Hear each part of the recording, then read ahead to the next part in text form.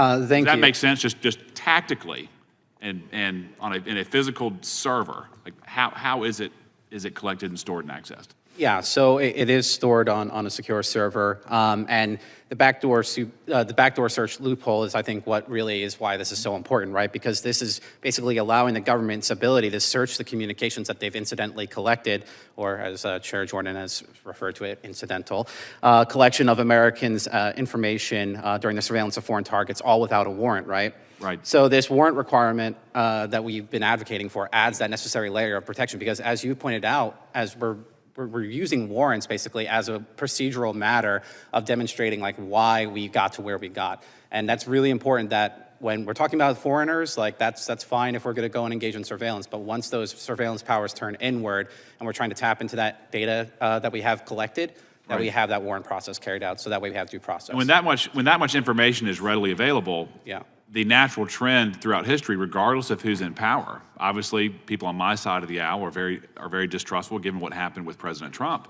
Yeah. But there have been conservative abuses when we're in power, without question. Absolutely. And in regards to that information, how easy is it to access once it's collected? It's fairly easy for people to go and access that, and that's why we've seen through the litany of abuses as to why that information needs to have a better tightened control. Now, admittedly, as Representative Lee was talking about, they've done some limited changes in RISA to go and talk about what kinds of members of the FBI can go and query that data, but we believe that that's still not sufficient. This is why we want that warrant requirement, so that way we can have that procedural accountability of who's tapping into it and be able to have that necessary. Is there any way with the current technology infrastructure to determine how often that material is accessed and by whom? Right now, I think that it is a challenge in its own right because we don't have full transparency into who's querying it. It's a huge problem. It's a massive problem. It's a huge problem. Yes, absolutely, Representative. Mr. Scheer, let me talk to you real quickly. In regards to, you mentioned earlier that you work with Carter Page. That obviously highlights a lot of abuses, again, for political purposes. Right. Which is what the Fourth Amendment is designed, in part, to protect against. What type of penalties, what type of deterrences are there for the law enforcement community if they abuse the 702 access and information currently? Well, currently for one thing, there's no personal liability. Yep. If somebody abuses that system. There's only the potential for liability against the government itself if you can jump through the necessary hoops. But given how opaque this process is, that's very hard to build a case against. It's very difficult. Yes. I mean, in the Title III wiretap affidavit, if you lie, if you submit false information, you'll be charged. You could lose your law license, right, et cetera.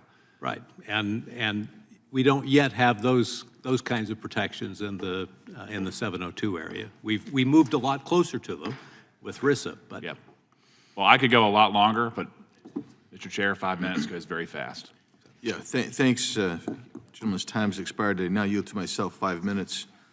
So I, like all of you, I want to see PCLOP back up and running, but I'll ask you, Mr. Hamadachis, is this the first time that we've been without a quorum on PCLOP?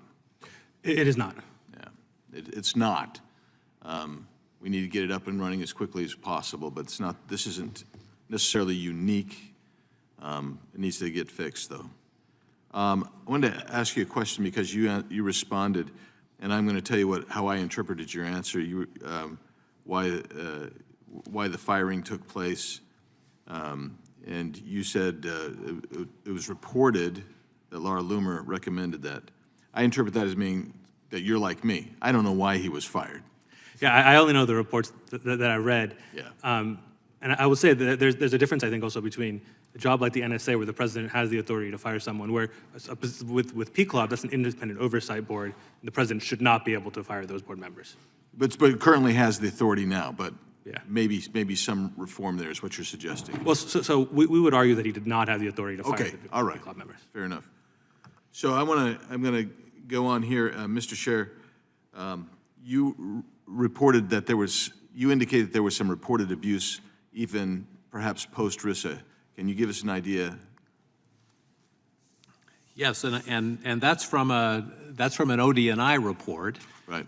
From after RISA was passed, that described a number of additional abuses, including congressional staffers and a number of federal employees, and even the spouse of somebody who is who had requested a security clearance. It's remarkable because RISA was supposed to take care of probably that very kind of thing. Right. And failed to do so, which is indicative that we need to do more. Mr. Kiko, I would venture to say, and the chair is gone, but the ranker is still here. RISA allowed for the chair and the ranker to attend FISC hearings.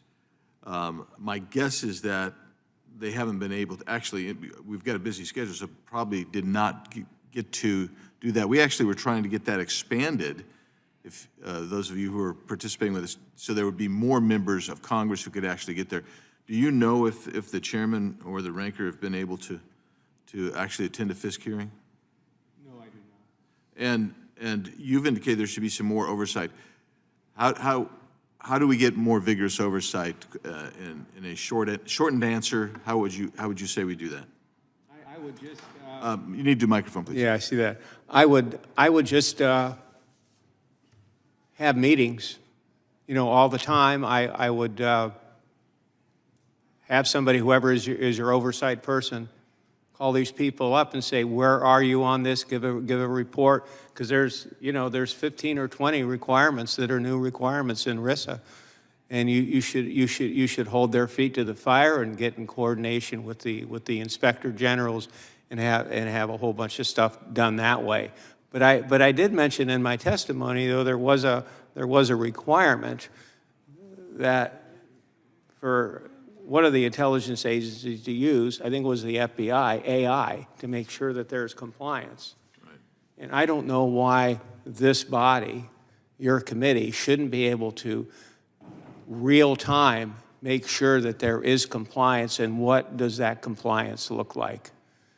And just make sure that they are complying with everything, because you're going to be reauthorizing the bill, in a year. I agree with you. We need to be more vigorous in our oversight, definitely and for sure. Mr. Chernowski,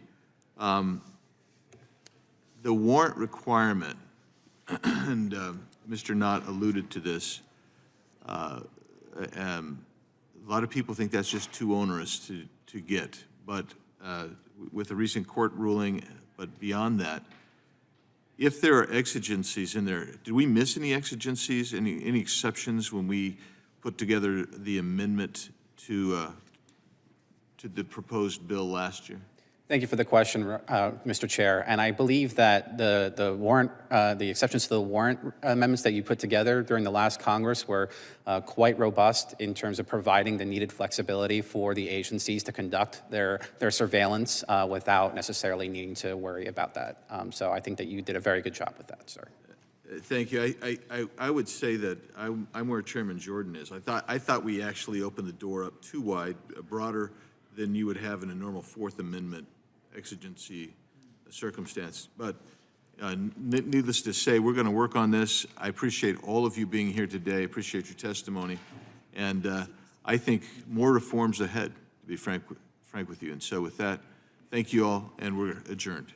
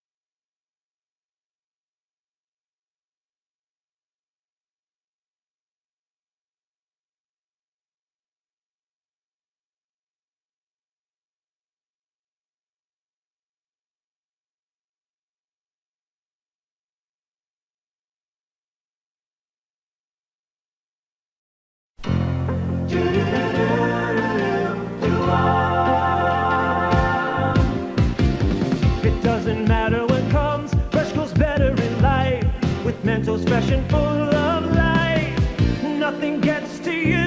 Staying fresh, staying cool.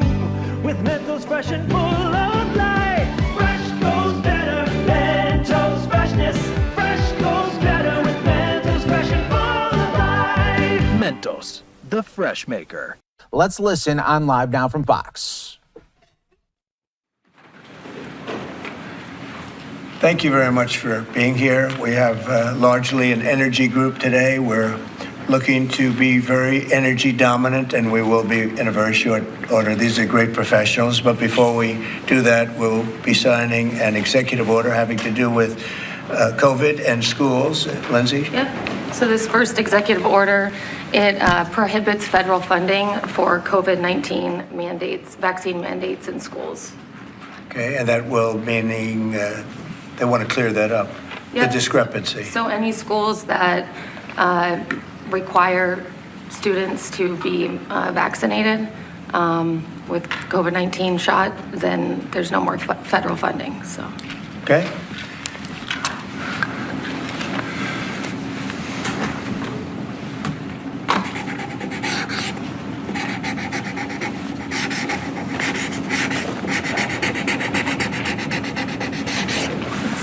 Okay, that solves that problem. Sir, will the Department of Education have to handle that? Yes, it'll go through the Department of Education. Okay? Thanks. Can I make one comment, Mr. President? Yes, please. As a father of 9, thank you. We should have parental freedom to decide what vaccines our kids take, as opposed to school systems and governors forcing upon the people that love these kids the most, which is the parents. So thank you for citing that. Great, thank you very much. People wanted that very badly. Okay. Okay, and here is an executive order establishing the National Energy Dominance Council. So that will be chaired by the Secretary of the Interior, Mr. Burgum, and the Vice Chair, Chris Wright. And so this will reduce costs with respect to energy, establish American independence with energy, and also unleash energy dominance. Good, thank you. And this is a big deal. We have more energy than any other country, and now we're unleashing it, to put it nicely. And I'd like to ask Doug, you're going to be heading it up. You and Chris, would you say a few words about it, please? Yeah, absolutely, sir. Good afternoon. President Trump wisely understood that under the Biden administration, there was a war against American energy, and today that war officially has ended. President Trump on day one declared a national energy emergency.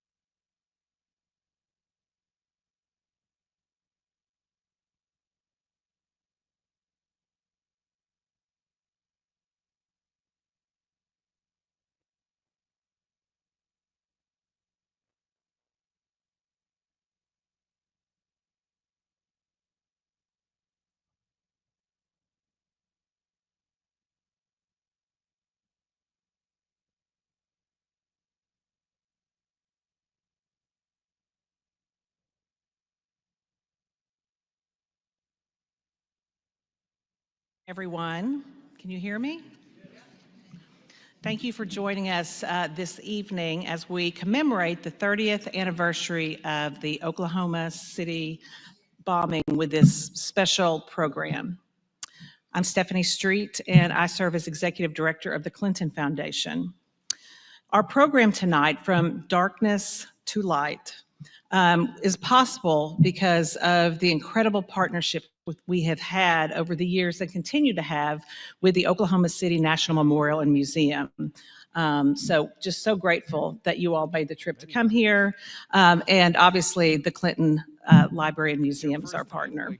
I want to give a special thank you to Governor Frank and Kathy Keating for joining us tonight. Please, thank you. Governor, thank you so much. Also want to give a warm welcome and a special thank you to Carrie Watkins and Dr. Susan Chambers from the Memorial and Museum. Thank you all. And the current mayor of Oklahoma City, David Holt, and the former mayor of Oklahoma City, Ron Norick. Thank you all.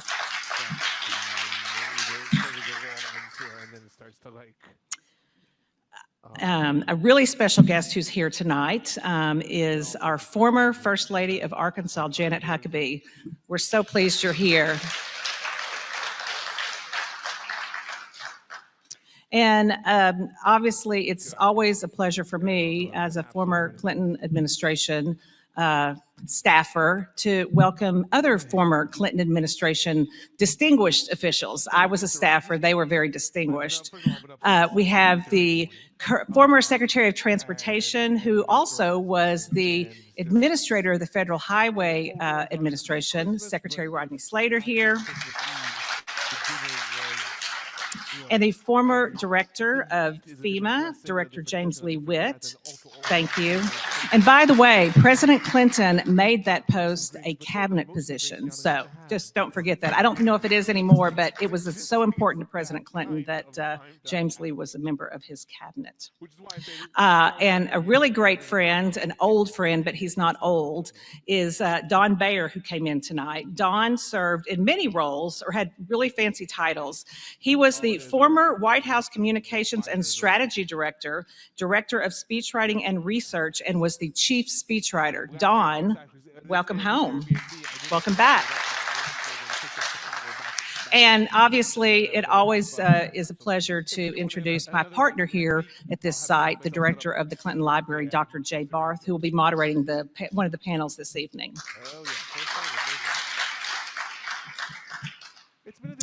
We all remember certain days, days that should be typical, routine, and ordinary. But then the unimaginable thing happens, and suddenly it becomes, well, where were you on that day? These are moments that you'll always remember that are really sort of indelible in one's mind. That day happened to me in the White House on April 19th, 1995, that day of the Oklahoma City bombing. A day when we lost 168 people, including 19 children, and a day that caused profound sorrow and grief for thousands more, a day that left a scar on America. On that day, I was in my office at the White House and was hosting a meeting about President Clinton's schedule and what it would look like for the next 4 days. My team and I were always focusing on several things at the same time. What was happening that day? What was happening that week? What was happening 6 months from now? What is happening, next year? But this day, I remember very clearly, it was all about, there were a lot of things happening that week. So we were really focused on all of the events of that week. And it was about 10 a.m. Eastern time as our meeting was wrapping up. And the TV was on. It was always on in my office. And I remember glancing at it and reading, "Explosion in Oklahoma City." We were all glued to the TV for the next 10 or 15 minutes. It seemed like hours. I'll never know really what it felt like. Like I said, it felt like a second, but looking back now, it felt like an eternity. And none of us knew what to do or to think. We were all just sort of in shock. And Billy Webster, who was a colleague of Dawn and mine in the White House, was here last week because I was trying to remember exactly what was happening, because I kept conflating sometimes the Waco tragedy with this tragedy, and I was trying to separate where I was in both instances. And he reminded us about that meeting that was in my office. And he told me, and now I remember it very clearly, that we sat there, like I said, just dumbfounded in silence, watching in horror for those 10 or 15 minutes. And our meeting was over. We had already planned the whole week. And I got up and took the schedule and just tore it in half and said, we're going to have to start over. And in many ways, we did have to start over. We not only needed to start over, but we needed to start over together. We needed to reach across the aisle. We needed to bridge the divide. We needed to unite because that is what Oklahoma City and America needed to process this loss and to heal and to try to prevent this from ever happening again. The Oklahoma City bombing was a pivotal moment in our nation's history, not because of the destruction and the loss, not just because of the destruction and the loss, but because it also became an incredible time of hope and unity. It is a lesson for the future. It reinforced that we were stronger together, that we could overcome one of the greatest tragedies imaginable together as one nation. And it is the people that allowed us to do this. The first responders, the fire, the police, the EMTs, who literally picked people up out of the rubble. Those serving Oklahoma, the mayor, the governor, and many, many other state and federal and local officials. And it was FEMA, our national disaster team, the FBI, and so many others. But most importantly, it was the people of Oklahoma City who were the strength and the light, even at the very darkest time. And it was also our President Bill Clinton, who chose to lead instead of divide, who made guiding the country through the process of healing and recovery the #1 priority. I saw firsthand how President Clinton chose to be a unifying, healing figure. It came naturally to him. And how he very subtly acknowledged that the rhetoric that created this bombing was not all that different from the rhetoric that was being used at the time by the media, mainstream political figures, and many others. A rhetoric that has sadly come back today. We must once again choose healing and unity and coming together over this division. We need to choose to come together as Americans and as human beings. This bombing can teach us some things, but the people of Oklahoma and Oklahoma City teach us the greatest lesson of all. We can only come out of darkness by choosing light and hope and healing. And we have to do so together. Thank you very much, and please join me in welcoming Kerry Watkins to the podium.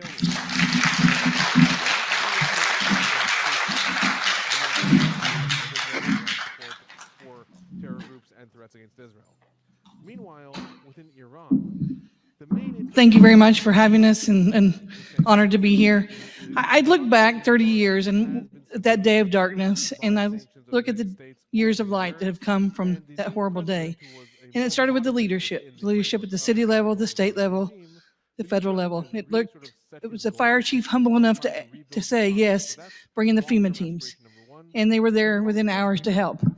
It was the mayor, the governor, the governor's wife, all the people you hear from tonight that really began to weave back hope into Oklahoma City.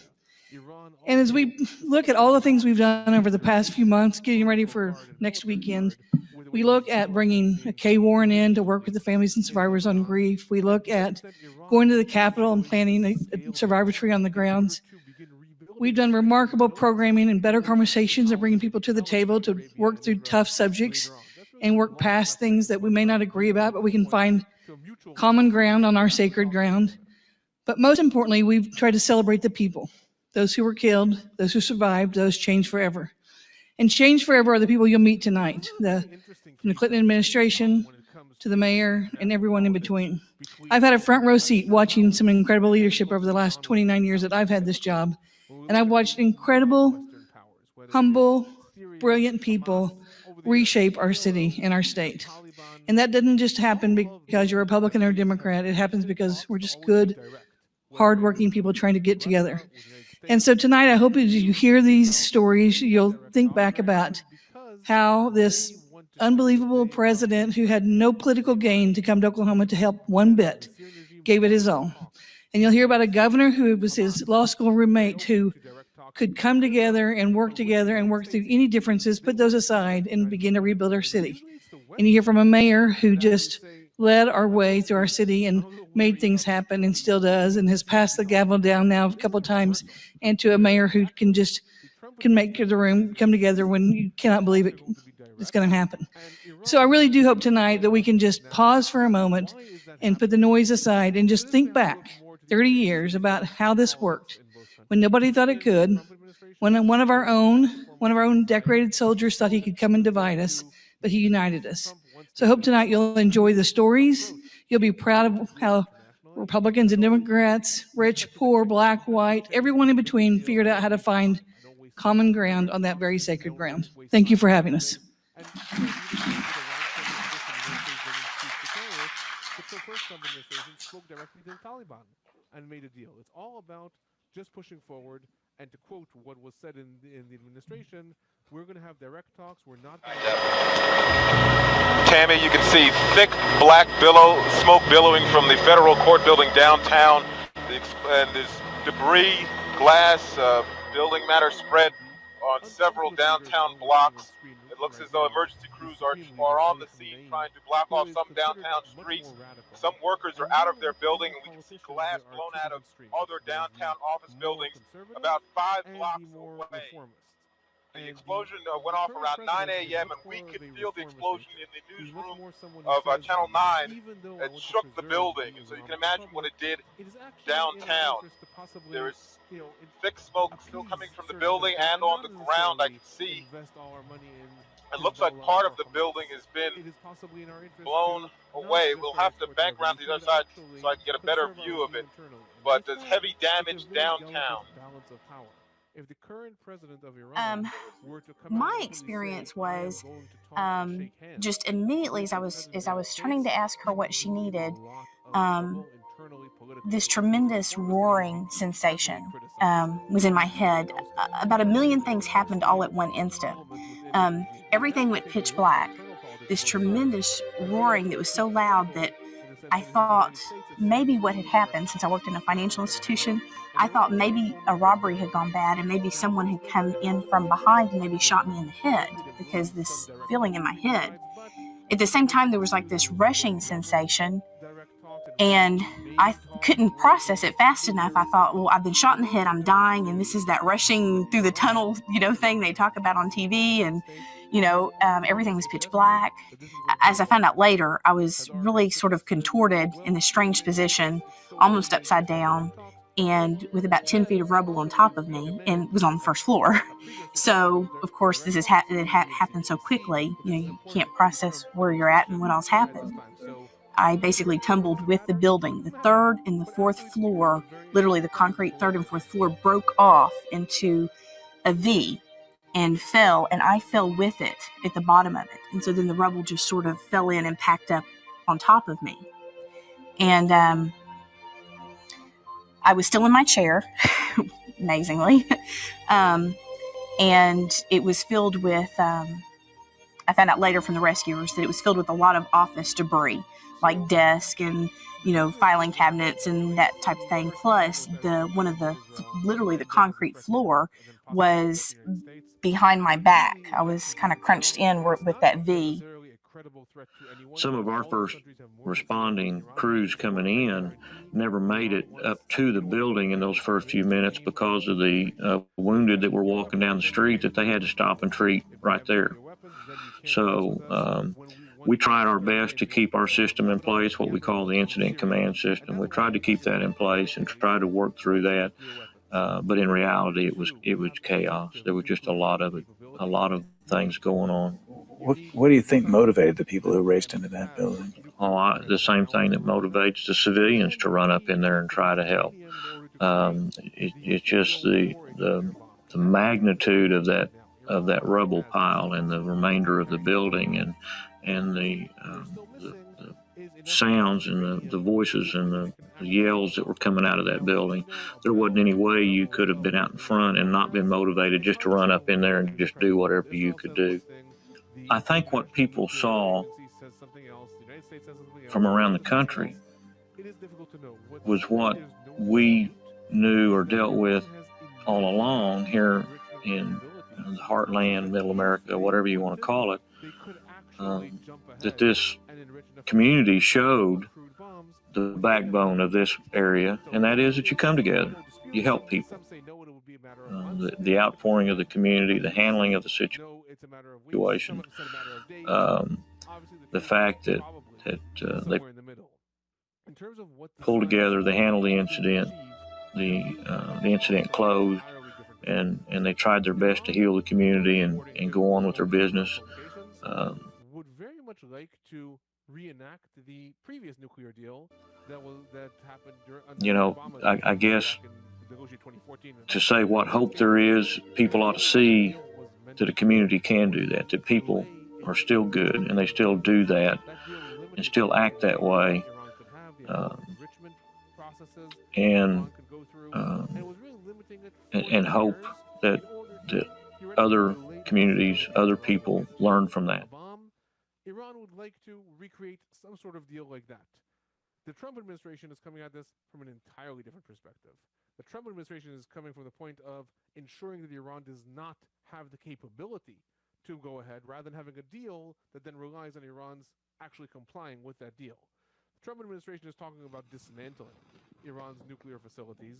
Then there was some pulling back on that, saying maybe they'll be able to have civilian nuclear power plants and things like that. But really, the Trump administration is coming from the point of not making a deal. You're saying we have 20 minutes, but I have a lot of questions, so I'm just going to go ahead and get started.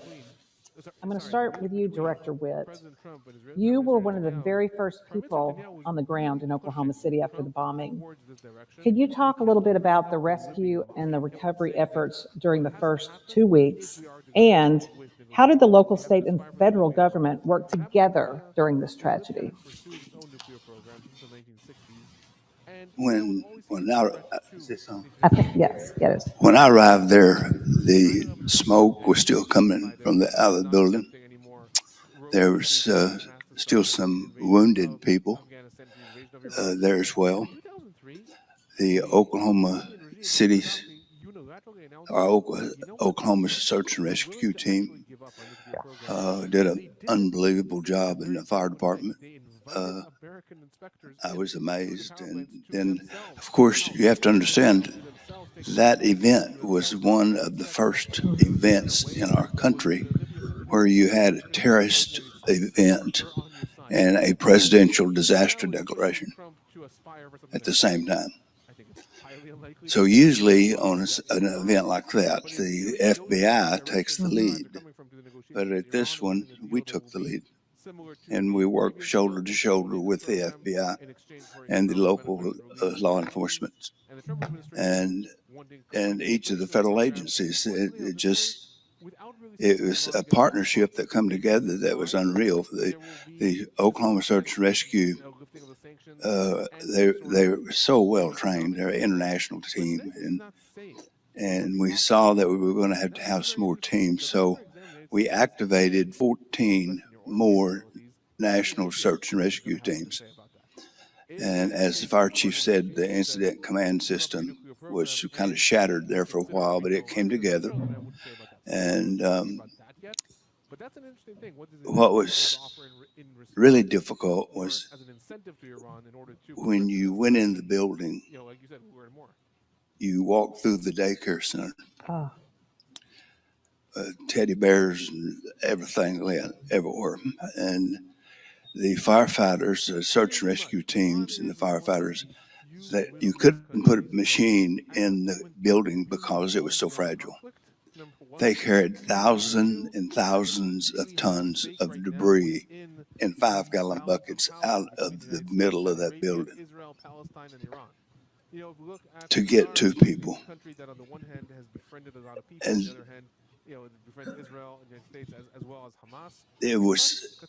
it took me probably a year to open the cards that was sent to me. It took me quite a while to get where I could even talk about it. But I brought in Mark Galaducci out of California, who coordinated all of our national search and rescue teams. And we did it 12 hours on, 12 hours off on each team. But what was amazing, when I went over to where the search and rescue teams would take their shift break, the people of Oklahoma had set up a massage station, had set up an eye clinic, had set up everything that you could believe, and that on every bed, every time a team came in to sleep, there was a rose on the pillow. And on every table where they ate, there was cards, handwritten cards by kids and people, every day, new cards to tell people how much they appreciate them. And we set up where we were having briefings every 12 hours. And one night, and I was there for every briefing. And one night, when I was there,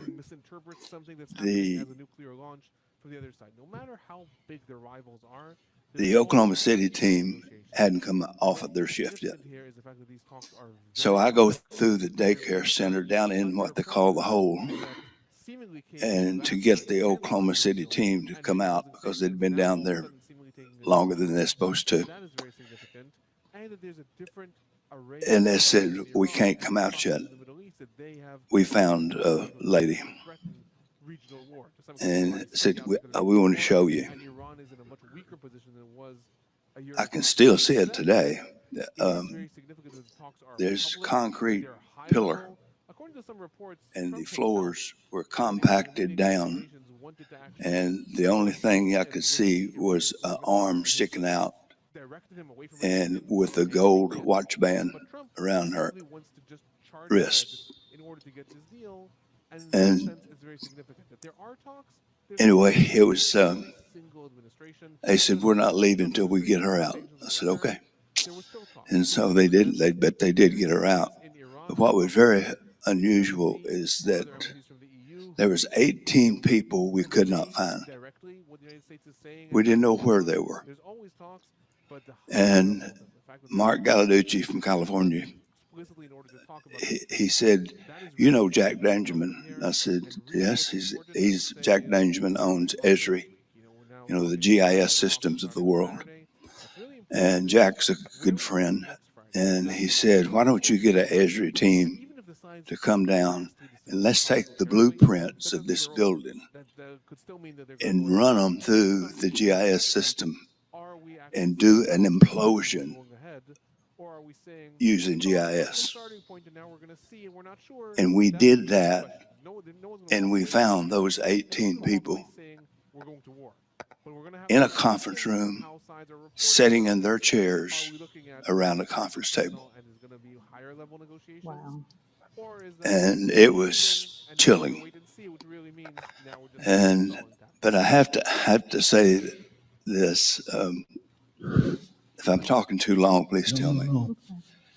But when President Clinton and First Lady came out there to the memorial, there was a guy that became a really good friend. He was from New York, Ray Downing was his name. He was a structural engineer for the search and rescue team from New York that was there. And he was so good. And anyway, when the President and First Lady was coming through the memorial, I had the team leaders and lay the photos that they had on the conference table and to be able to brief the President and the First Lady. And I said, now, Ray, I said, I want you to stand up here next to me so I can personally introduce you to the President and First Lady. So they came in and I said, Mr. President, I said, First Lady, I said, this is Ray Downing. He's our structural engineer, and we could not have done this without him. And I said, the next time I'm in New York, I'm going to take him out to dinner. But he's going to have to take him damn cowboy boots off if he comes to New York. And President Clinton looked at Ray and he said, well, Ray, he never owned a pair of lace-up shoes till I brought him to Washington.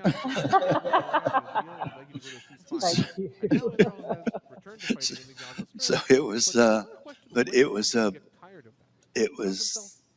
the most outpouring of love I've ever witnessed in an event like this from people that live there.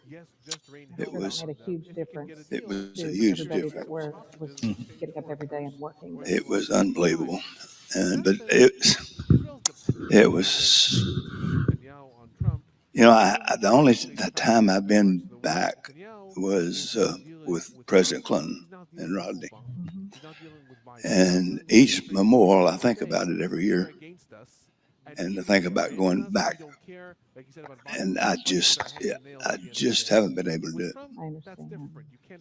You know, Thank you for sharing your memories with us. I got to say one more thing. Weldon Kennedy, the FBI guy, he was great to work with. He wanted me to activate DOD DMORT team where they could x-ray the bodies so they might find evidence.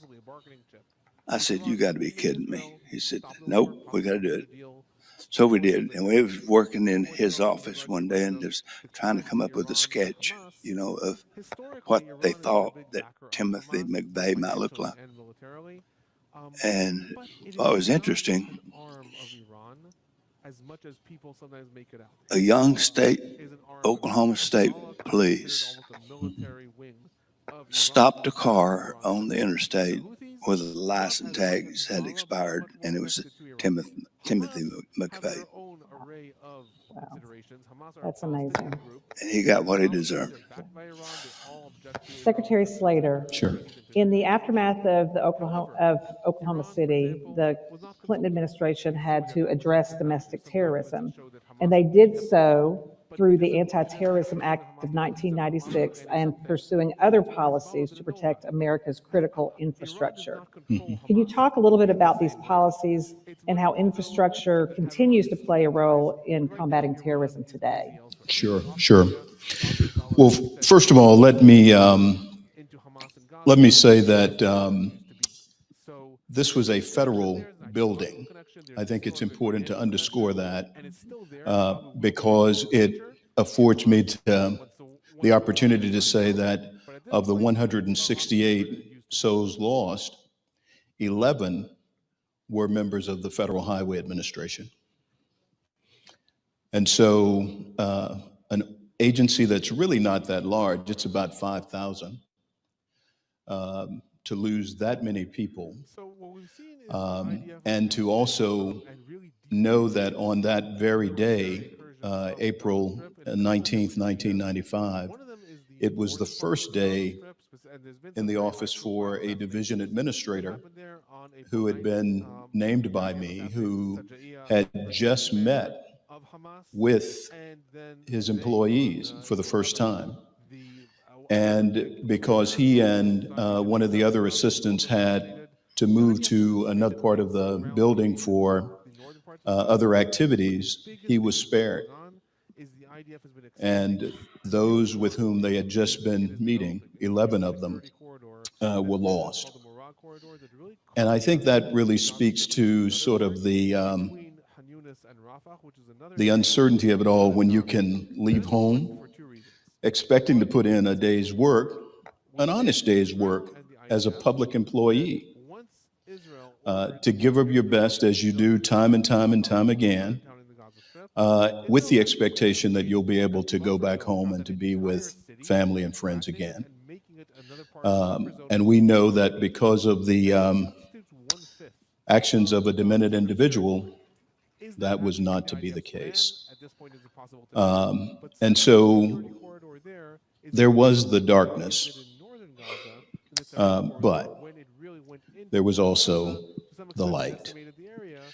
Part of that light involved tasking James Lee Witt and other members of the team, FBI, to work together with state and local government to do the job that had to be done. But it also involved engaging the Congress and putting in place legislation that was desperately needed to deal with a situation where it's a little hard to fathom that you can have the threat from within when you can almost readily acknowledge the threat from without. And that's what this anti-terrorism legislation was designed to do. And there was the bipartisanship that was in evidence. Actually, I believe on the Senate side, the measure was carried by Senator Dole, if I'm not mistaken, who in '97 would actually be in the presidential race as President Clinton was seeking a second term. But the point is, they were working together to get this important piece of legislation passed. It was very comprehensive. It actually built on a law that was passed in 1986 dealing with terrorism and how you would address it. But again, the focus was principally on dangers without rather than within.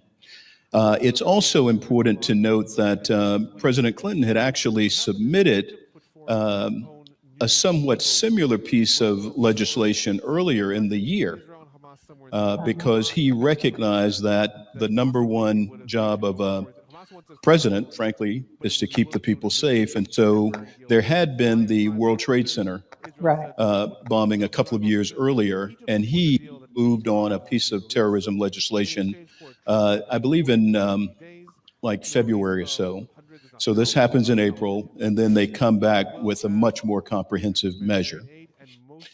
Beyond the anti-terrorism legislation that dealt with the roles of government, especially at the federal level, but the importance of that role being played out in partnership with state and local officials and with the private sector to some degree, especially as relates to transportation, because a great deal of our transportation facilities are actually privately owned, especially with your railroads. And so this legislation was designed to touch on all of that.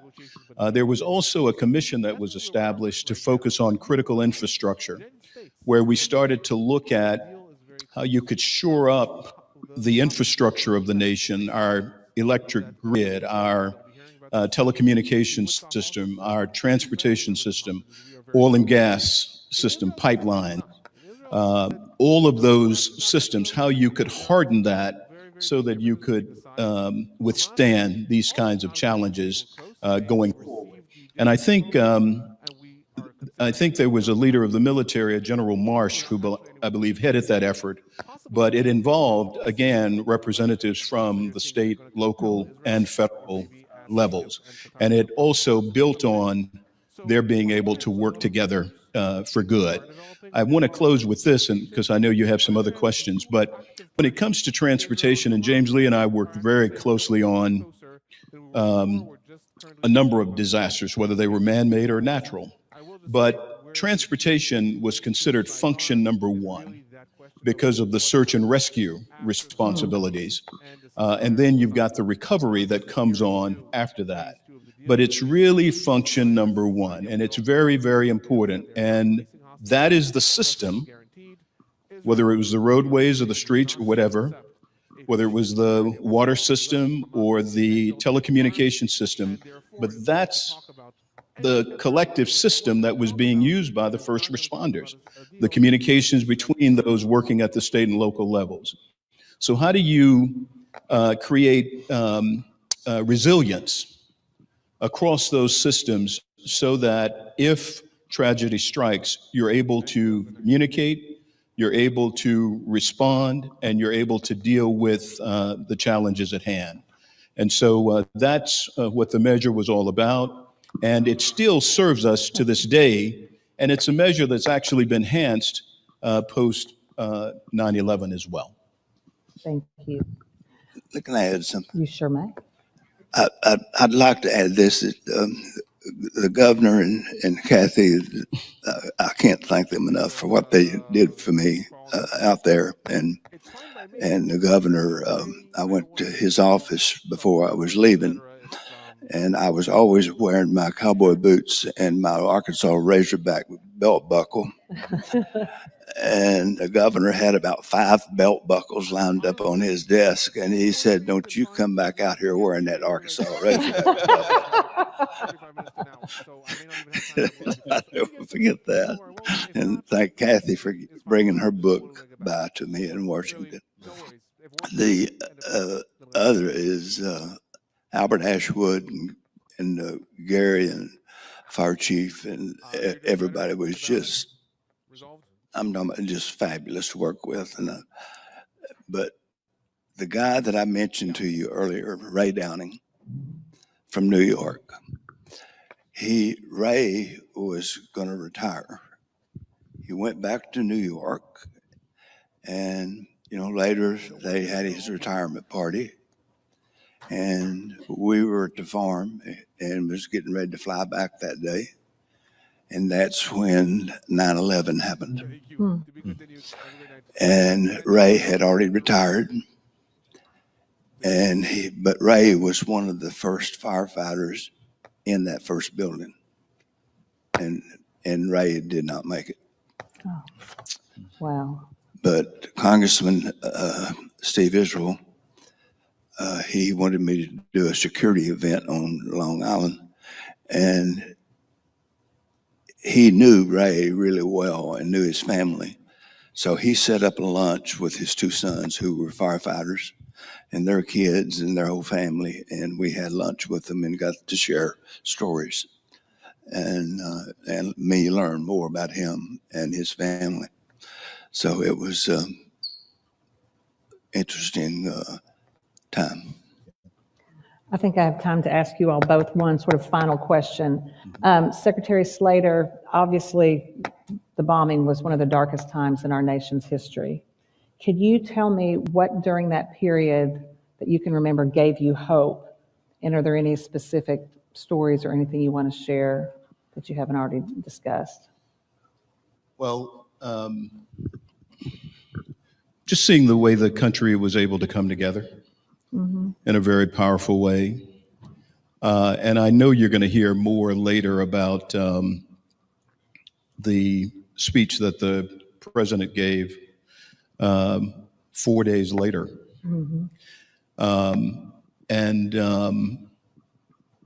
The significance of that words, but how they serve to pull us together. And words that would quote the governor, as I recall, where he was actually saying, if you want to see what goodness is all about, come to Oklahoma.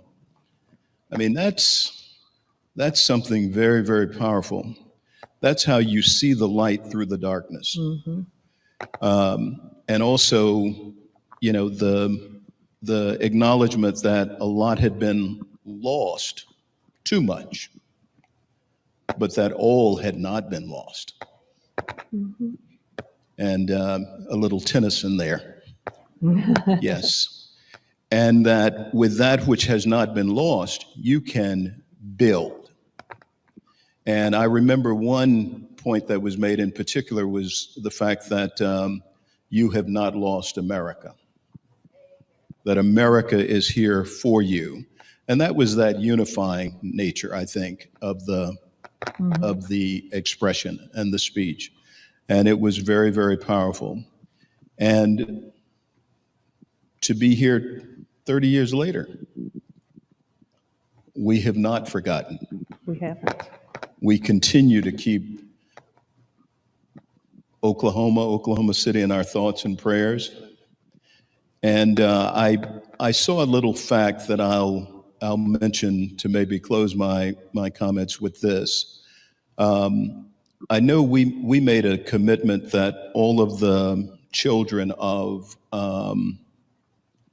the 11 Federal Highway Administration staffers, that we would help to pay for their schooling.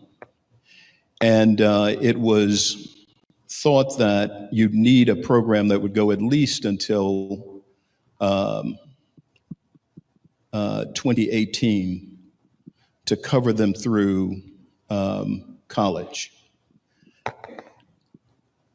When I saw it, I said to myself, that was just a few years ago. Mm-hmm. And what it really underscores is how young some of those children were who lost their parents. And so, yes, too much was lost, but much abides. And if you can make a commitment to be there when needed in the same way that a parent would be there, then you're keeping the spirit of that person alive. And I know that Oklahoma City is committed to that. I know that Oklahoma committed to that. And I know that our nation remains committed to that as well. Thank you. James Lee, before we close, you talked earlier about how the support of the people and just sort of the love and care that they gave to all the first responders inspired you and others to keep going. Is there any other story that gave you hope during that period? Any stories of heroism that were particularly meaningful?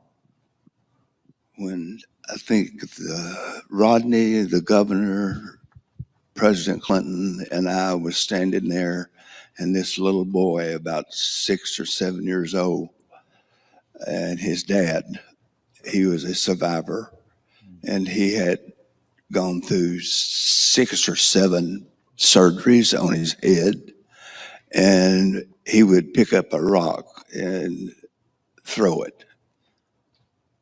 And President Clinton just really it was just a joyful moment for that little kid to be able to do what he was doing by throwing a rock, you know? Yeah. And he said, don't do that. His dad said, don't do that, don't do that. The president's here. President Clinton laughed and he'd just pick another rock up. But it was just little moments. And one other moment real quick is we went over to a church that the people were at, and they had counselors there, and the prayers that were said, and it was amazing. I'm talking about heartfelt caring that you could just feel. It just resonated, and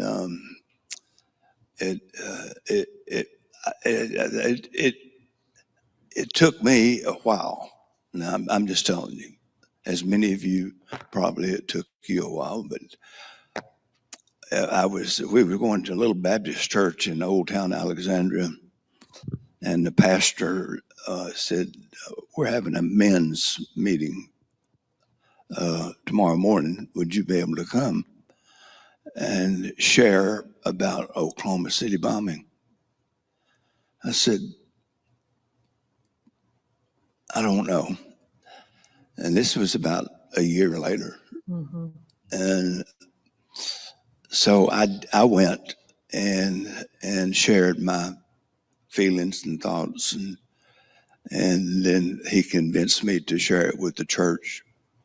And what was important was to share with them not how many victims we brought out of that building, but how much love and care was in that city that helped everybody else that was there helping the injured and as well as the ones that lost their life and the families that lost loved ones. It was hard. Well, I think you both have underscored what obviously a tragic time, but the hope, the resilience from the people themselves helped you get through it. And I think still today is a reminder how we can all work together. It is possible to come together in times of tragedy, but just in everyday life. You know, how we all can treat people as human beings. You know, one thing President Clinton says that resonates with me often is that our common humanity is more important than our interesting differences. I think we all need to have more common humanity today, and I really appreciate both of you sharing some of your own humanity. Thank you. Thank you. Thank you.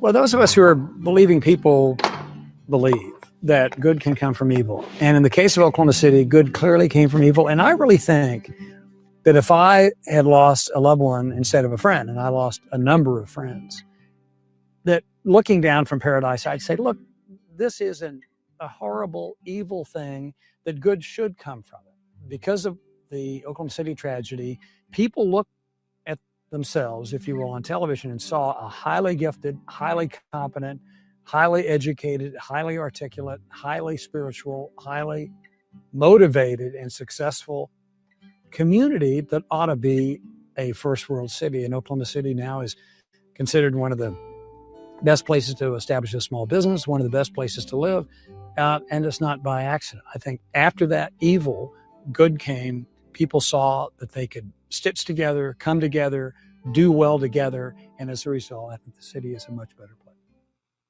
Today, I've been joined by the First Lady and by children of people who work for our federal government, because we are especially concerned about how the children of America are reacting to the terrible events in Oklahoma City.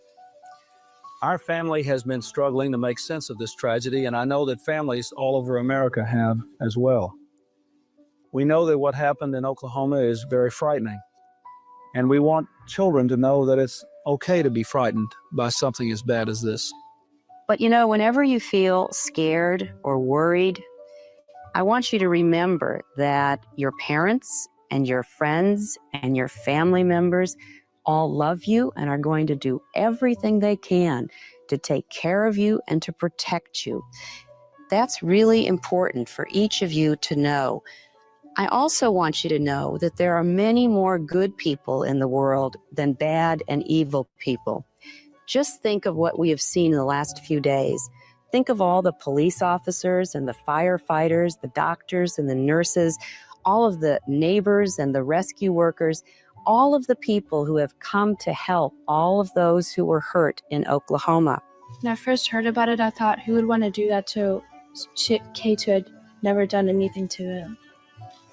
It's hard to imagine, isn't it? That's very hard to imagine. There are some people who get this idea in their minds that that people have done something to them when they haven't done anything to them, and who are told over and over again that it's okay to hate, it's okay to hate, it's okay to lash out, even at people they don't even know. And that's a wrong idea. That's the other thing I want to say to you. We need to all respect each other and treat each other with respect and be tolerant of our differences, so that we don't have other people developing this crazy attitude that it's okay to hurt people you never even knew. Today, our nation joins with you in grief. We mourn with you. We share your hope against hope that some may still survive. We thank all those who have worked so heroically to save lives and to solve this crime. Those here in Oklahoma and those who are all across this great land, and many who left their own lives to come here to work hand in hand with you. We pledge to do all we can to help you heal the injured, to rebuild this city, and to bring to justice those who did this evil. But you have not lost everything, and you have certainly not lost America, for we will stand with you for as many tomorrows as it takes.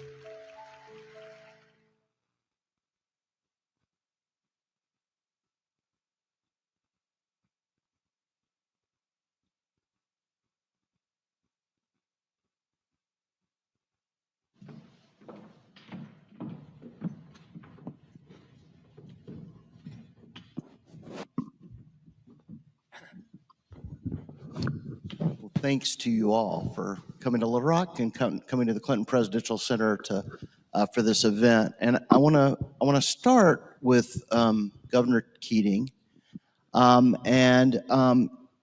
Within hours of the bombing, you realized that recovery and healing was essential. It had to be a priority of yours as governor. And could you talk a little bit about why you realized that and why it was so important to create unity even in those first hours after the bombing?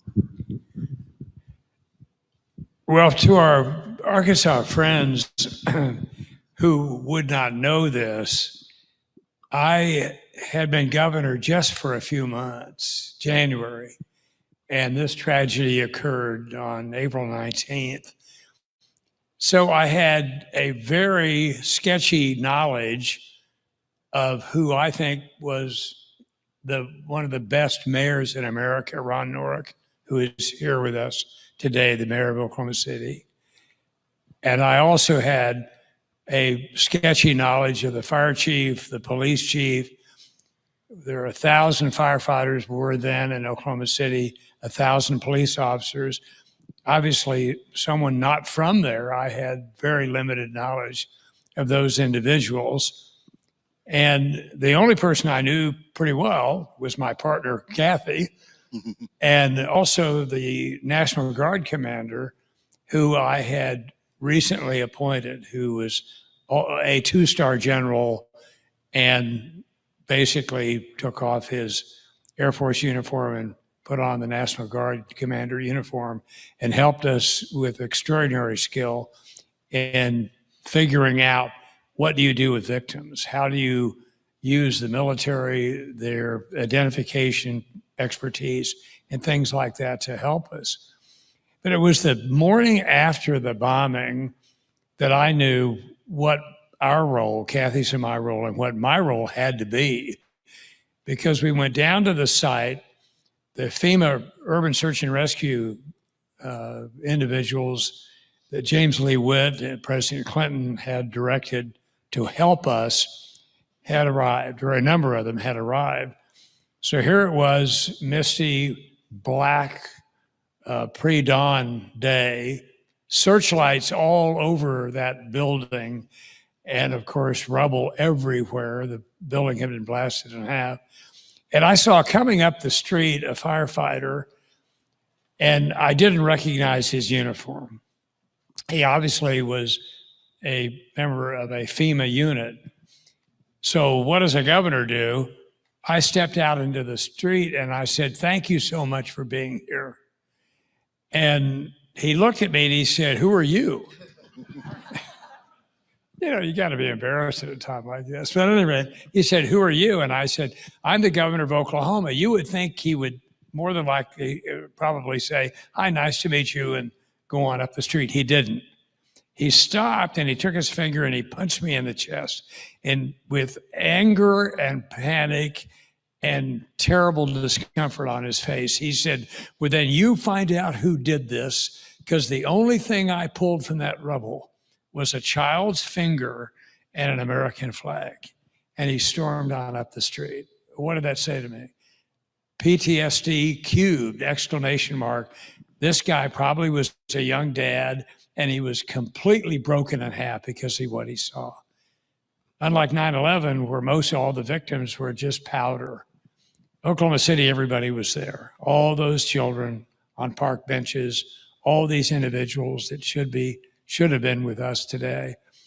So Kathy and I talked later, and I said, you know, we need to be with them. When these people come off their duty tour, we need to say, thank you for being here. Make sure they have an excellent meal. That was pre-cell phone days. So they can make calls to their families. They can have new equipment. They can have new boots. Their dogs, their search and rescue dogs would have new boots, and they would have laundry done. Whatever they needed would be done. And that was the beginning of what we call the Oklahoma Standard, but it was an obligation of us to thank you who came to help us, to risk your life and your treasure to help us. And it was a lesson I never forgot. Great. So Mrs. Keating, you were obviously, you played a variety of roles during this period and the years after, but in those early days, you had a special role in developing and planning the prayer service. And can you tell us a little bit about the planning of that service? You know, obviously I understand there were some moments of resistance in some of the conversations about it. Tell us a little bit about that and how you were able to use that event to help create some spirit of hope and healing. Thank you very much. Thank you. Thank you all for being here tonight and helping us keep the story of the Oklahoma City alive and in your memory so that we can continue to do our good work to make a difference and keep this from happening again. The prayer service actually came about the night of the bombing because Frank, as you mentioned, had only been in office for a little over 3 months. And as Mrs. Huckabee, who's in the audience, will tell you, as a first lady or first spouse, as the case may be, you don't have a job description. You know, you're just married to the person who was elected, and you write your own, whether you want one or not. And so I really hadn't figured out yet what I was going to do, and this happened.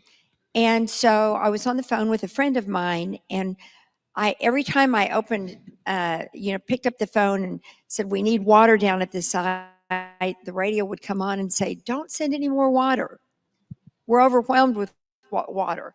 Or we don't need any more people at the blood bank. And I'd have to call people back and say, don't go to the blood bank. And because that was the Oklahoma way. And so I was on the phone with my friend. I said, I just don't know how to help. Like every other person, I think in Oklahoma City for sure, probably in Oklahoma and many Americans. And she said, well, Kathy, if you weren't First Lady, what would you do? And I said, I'd have a prayer service. And she said, well, why don't you have a prayer service? And that night, the prayer service was born.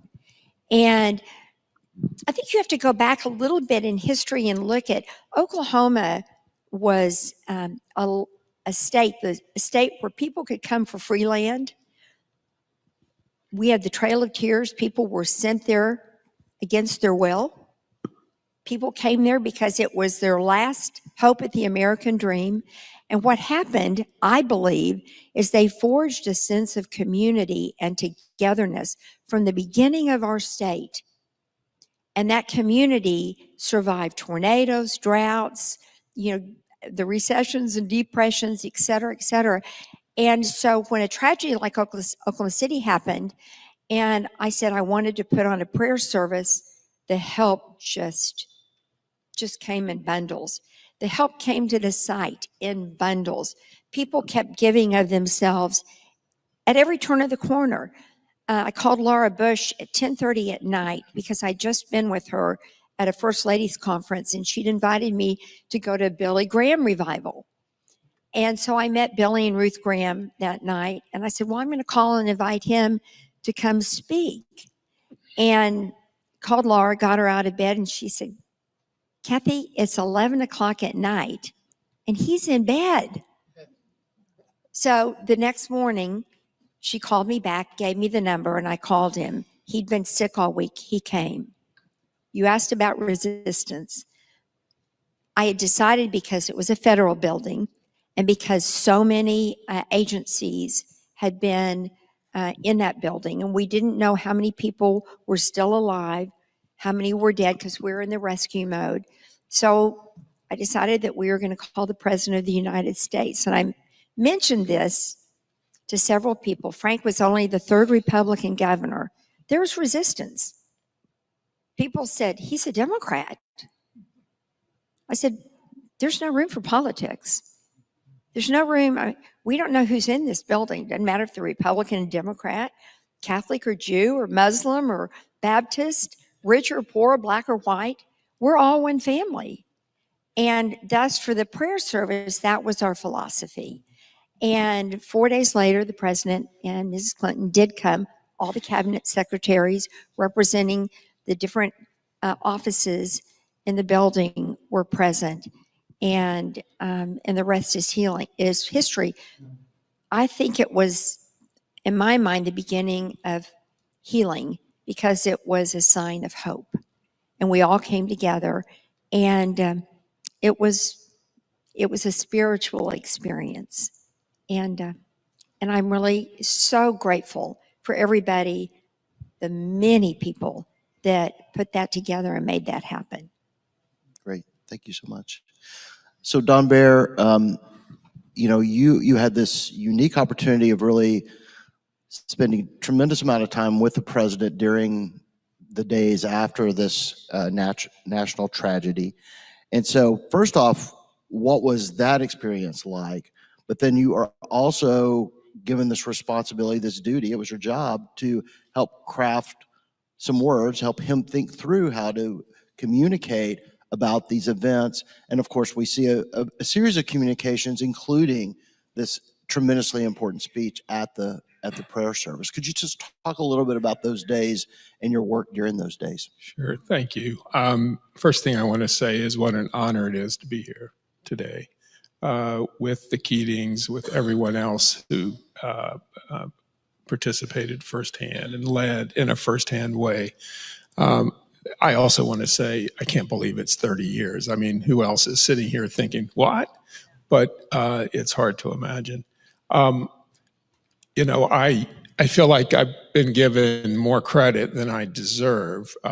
First off, the answer to the question, anytime one is asked who wrote that speech for the president, is President Clinton wrote those speeches. And that would be the answer, even if I knew that he insisted that that would be the answer. But the other thing about speech writing, especially in this context, is it's a team sport. It's always a team sport. And the president, President Clinton, in many respects, is the GOAT, the greatest of all time, certainly in this context, as a person who was able to embody the emotions and the spirit and the sense of things and be able to deliver. My role then as chief speechwriter was sort of as a player coach. And I would write some things, but I also would always try to be a semi-intelligent sponge, because there are lots of words and ideas and things that are sort of circulating in a moment like this one in particular, as I remember it. And if I had any skill whatsoever, it would be to recognize that something was worth sort of pulling into this tapestry that we were trying to weave. And it began instantly. A speechwriter named Jonathan Prince, who Stephanie and others will remember, and I, while Stephanie and her team were in the West Wing planning out what we would be doing for the next week, Jonathan and I were in the what we call the OEOB, which is the old executive office building, offices, which were the worst offices in the White House complex. And we were working on something else when we saw on CNN what had happened. And true to form, all of the decision makers in the White House, which we were not part of, were in the chief of staff's office trying to absorb all of this. And then they moved to the Situation Room in the White House complex. No one called Jonathan and me that there was a need for the president to make remarks, but we figured there would be, and we better get ready for it. And so he and I together started writing what became the statement that he made in the late afternoon of April 19th in the press briefing room in the White House. And I think there the tone was set. And again, to give credit where it is due, the president brought that tone. It was a tone of strength and resolution and empathy brought together in one place so that the country and Oklahoma City could be reinforced and buttressed during an unprecedented moment. And I do want to say that Jonathan and I eventually got called over to the Situation Room. Unfortunately, we had a piece of paper with something on it that we could give because he was going to go out in any moment to do this. He took it, if you go back and look to which I've done lately, back into the records, he wrote through about half of it with his left hand, as he would do, and made it in his voice, as it should be. As we were walking out of the sit room, there was a phone call that came in. It was as we walked by one of the smaller officers in the complex. It's called the Situation Room. And it was First Lady Hillary Clinton, who was elsewhere, I think, in the complex, who had called to find him. We had written a line about how the actions of these cowards will not stand. And he went into this little room and he took some notes. We weren't in the room with him, and he came out, and that line became evil cowards. And so this notion that this was an evil that had been perpetrated came from the combination of Bill and Hillary Clinton together. As you know, you see, there was the radio address with the children, which we needed to get ready for, and that was unusual. I think that was the first time they had ever done a joint radio address, and so we needed to write for both of them. You see, as they were giving it, they had paper there, so we had worked to sort of make that happen a couple of days later. Extraordinary moment, I remember it vividly, and I remember the child asking about planting a tree. And as you know, before they left the White House complex on Sunday, the 23rd, the Clintons planted a dogwood tree. And that's my only contribution to the horticulture of the White House. I recommended or I urged that it become a dogwood tree. Full disclosure, I was born and raised in North Carolina, and the dogwood is the state tree of North Carolina. But it also, to me, represented a great deal about redemption. I'm Jewish, but the flower of the dogwood tree has the sign of the cross in it. And dogwoods are tender plants, as it turns out, but they are also very deep in terms of their roots and how they reach. And to me, symbolically, it represented something. And I'm also very proud to say that dogwood is still there and is thriving, even as they have taken down just this week the Jackson magnolia, the dogwood that was planted on April the 23rd, 1995 is still there. So then for the memorial service, I mean, again, working to get to that, we really didn't turn to it until Friday night because we had so many other things that we were doing. And a couple of speechwriters were working on it. And then on that Saturday afternoon, it fell to Jonathan Prince and me to basically try to pull it together. Again, giving credit where it's due. I think perhaps to me, two of the most resonant lines in there, in addition to Governor Keating's words, were, number one, the quote from Proverbs, "Those who trouble their own house shall inherit the wind," which Jonathan Prince came rushing into my office with, and we knew that had to be there. But the other one that is really the spine of the speech, "You have lost much, but you have not lost everything. You have not lost America," came from Michael Sheehan, who was the president's speech coach. We would have someone who would, for big speeches, who would come in and help prep him. And Michael, who was a wonderful man of words. And again, when I heard it, I knew instantly that really needed to be the pivot point of the speech. It was a remarkable thing to put it together. Stephanie made sure that there was a tiny space for me on Air Force One to come down to Oklahoma City because she knew that the president was going to be working on that speech until the moment we landed. And so I was there with him in order to do that. Great. Thank you so much, Don. And obviously those days and those words really helped to redefine the Clinton presidency. I mean, it was a crucial few days. I mean, it was a different presidency after. Can I these speak days. to that for a minute? I've gone back and I've thought about this. I came into the administration later than others. I had been a journalist covering Governor Bill Clinton when he ran for president and was drawn to him and had written about him and certain aspects of his life that were outside of politics that he appreciated that I had sort of focused on. And so we had built a relationship, and then it was not until a year into the presidency that I was offered the opportunity to come in to be the speechwriter. What had drawn me to him, and again, we were these two baby boomer Southerners with a certain perspective, but what had drawn me to him was his voice, his ability to speak to the heart and the soul of the country. And it's almost inevitable when people go into office, when they go into the presidency, they're drawn into the detail of policy and the back and forth of politics, and that speaking to the heart and the soul tends to get a bit muted. And when I did a quick interview with him in the Oval Office before I took the job in early 1994, I asked him, did he still, because we had talked about this before when he was running for office, did he still want to speak to the heart and soul of the country? And he said, absolutely, I do. And I think he also recognized I was saying, well, you're not doing it as much now. And I would tell you that I think this was the moment when he found his voice again, and when the country was able to have the advantage, the benefit of that voice and what it meant. And there were a series of things that happened within 16 days in April of 1995.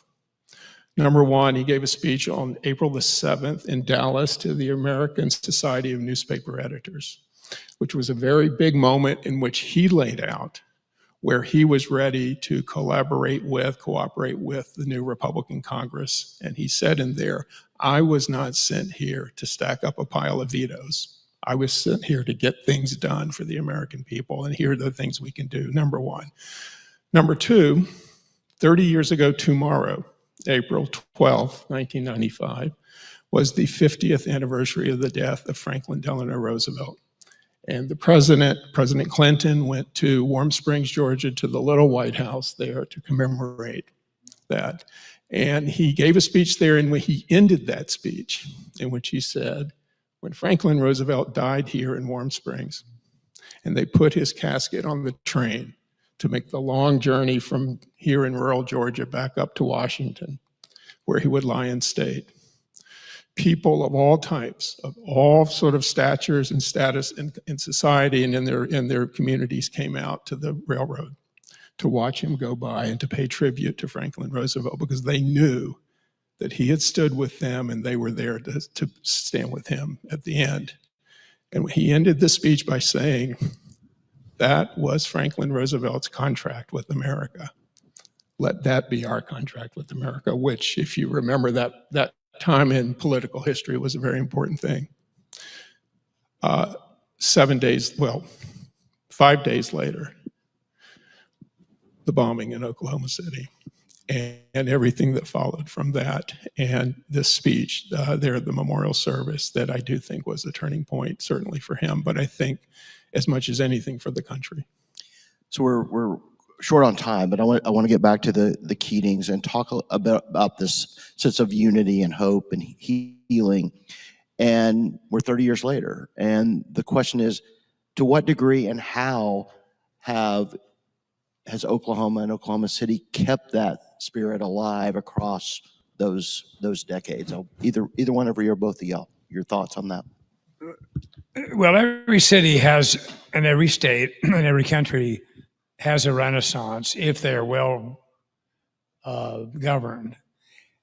A lesson I learned from the Oklahoma City bombing was you better have the best and the brightest people from both parties participating in natural or man-made disasters.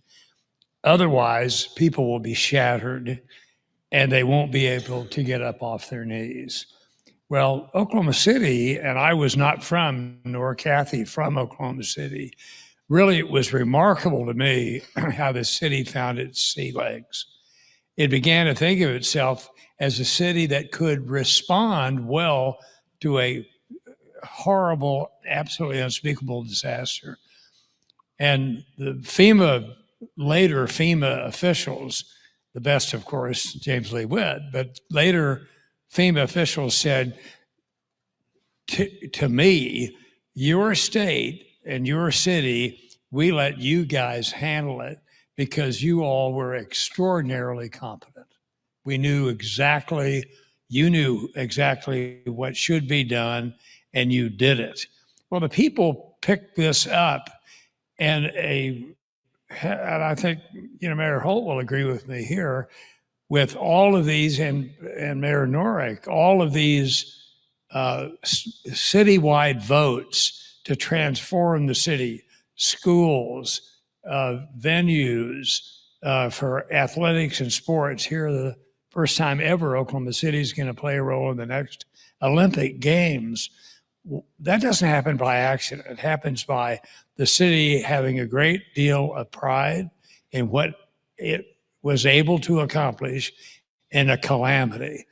That we made the decision to take these contributions that came in spontaneously, that if you lost your children, we would bury your children and give you whatever counseling you needed or desired.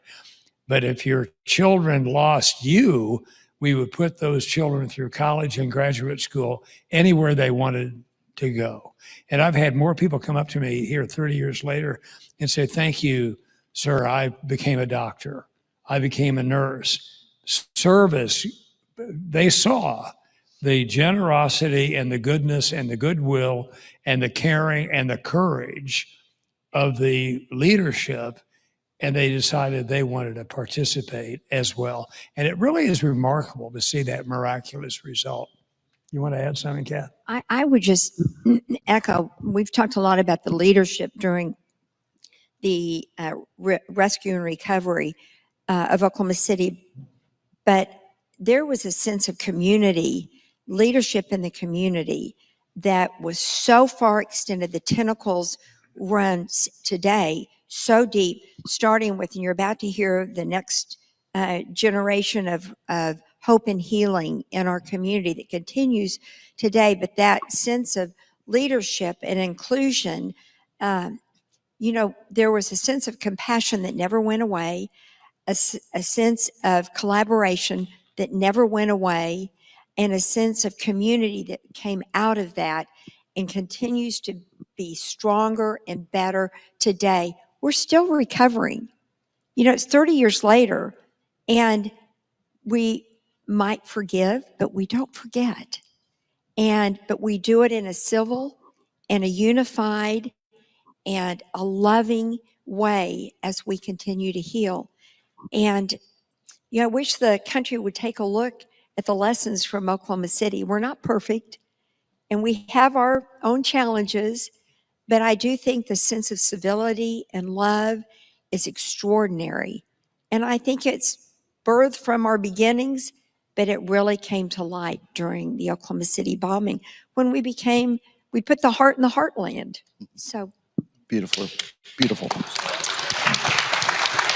Thank you all for a great conversation.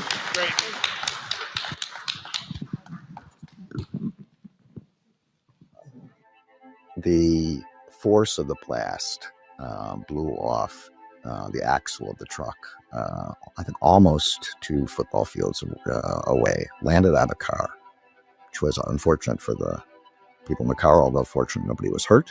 But it was fortunate for us because it drew immediate attention to what had happened with respect to the that was going to be likely to be part of the vehicle that blew up. If you have the axle, if you have the license plate, either of those two were excellent. Obviously, very important pieces. The contents of the envelope that Trooper Hanger found in the car, various of his comments, McVeigh's comments on them. I don't know if the credit card, I think it was a Spotlight credit card or something, is still available.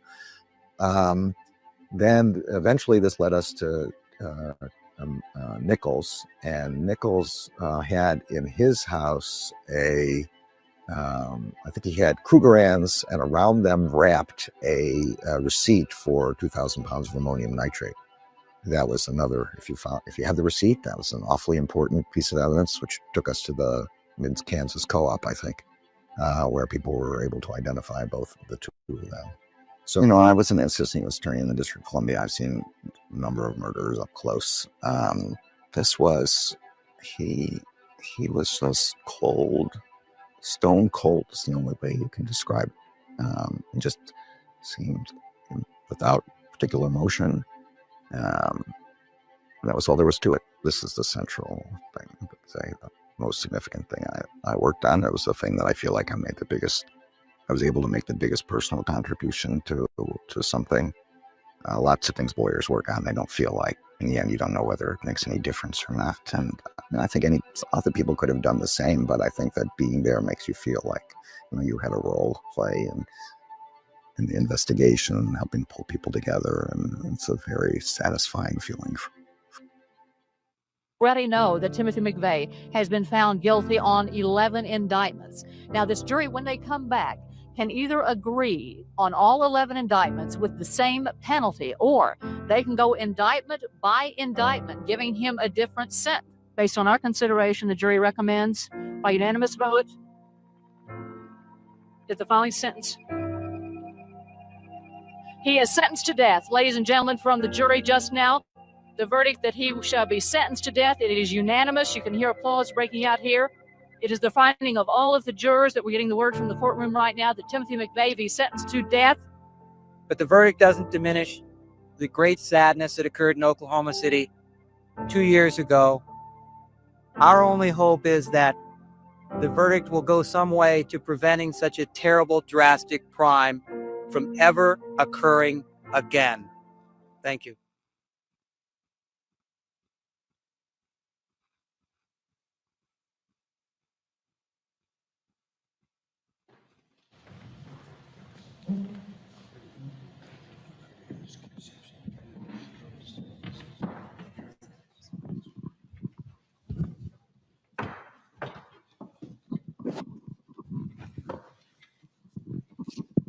Well, thank you very much, Mayor Holt, Dr. Chambers, and Mayor Nork. Mayor Nork, let's start with you. We've heard a lot about the strength and the resilience, but let's talk about the hope.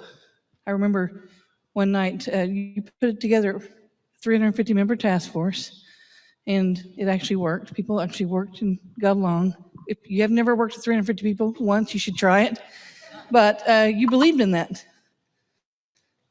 I did believe it. And let me say one thing before I don't want to forget it is, Governor, I think what made our whole operation work is there's no turf battles between the state and the city. And that was vitally important. We worked together. He'd been in office 4 months. 100 days, I think. And I had luckily I was in my third term, which was very helpful. We just had sworn in two new council people a week before, and I was thinking, I didn't run that at that time, but if there had been a new mayor, what a time to be a new mayor. So luckily I had about 9 years experience by the time this all came around, which really made a big difference. But it was difficult, this committee, and the committee you're talking about is for the memorial itself. There was still some very raw feelings, as you can imagine. I remember I went to the first meeting, and Philip Thompson, who lost his mother, was there kind of helping organize the meeting. And if it weren't for him and his brother, I'm not sure the memorial would have ever happened, or at least it wouldn't have happened quickly. And because the emotion from the people, and there was probably 3 times as many people that are sitting here tonight, there that night, families and relatives, and this was approximately, I'm going to say a couple months. July, yeah. Yeah, a couple, 3 months afterwards. And they were so, their feelings were, we, the political people, are doing this for us. And that is the last thing that we wanted. And the only reason that I formed the committee that quick, because I didn't even want to do it that quick, but I heard through kind of the grapevine, there was about 3 different groups of people all wanting to do a committee. And I thought, well, I know that's not going to work. So I captured a gentleman I did not know, a guy by the name of Bob Johnson, an attorney in Oklahoma City. And he came to my office and volunteered to head up a task force to do this. And I didn't know Mr. Johnson from anybody. So after he left, I did a little research to figure out who he is and figured out, he's a real deal. Real guy. And I appointed him, then we appointed a task force, and really all the families, everybody was kind of part of it. But the task force was large, but it took several meetings before it ever got to where it almost wasn't hostile. And it was interesting, and I didn't want to be in the front of that. I kept wanting. You always stayed in the back. Yeah, this isn't about me. This is about the families, and if the families don't want to do it, I don't want to do it. There's just no doubt about that. So that's kind of how it started, and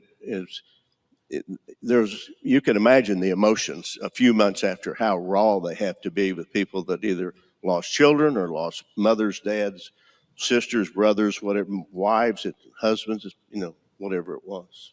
Well, incredible leader. I just remember you always being in the back and letting the people do the work. And I have to say about you and Governor Keating, politics never got in the way. You just let the people handle it, and you guys were there to support us. So I think that is something we don't always see in cities that are dealing with tragedy. So I talk about that all over the world, and I applaud both of you for that. Dr. Chambers, you ran to the site as a doctor, and today you lead the Memorial and Museum, and 30 years later, how does all this weave together? How does the story come together 30 years later? It is amazing it's been 30 years, absolutely.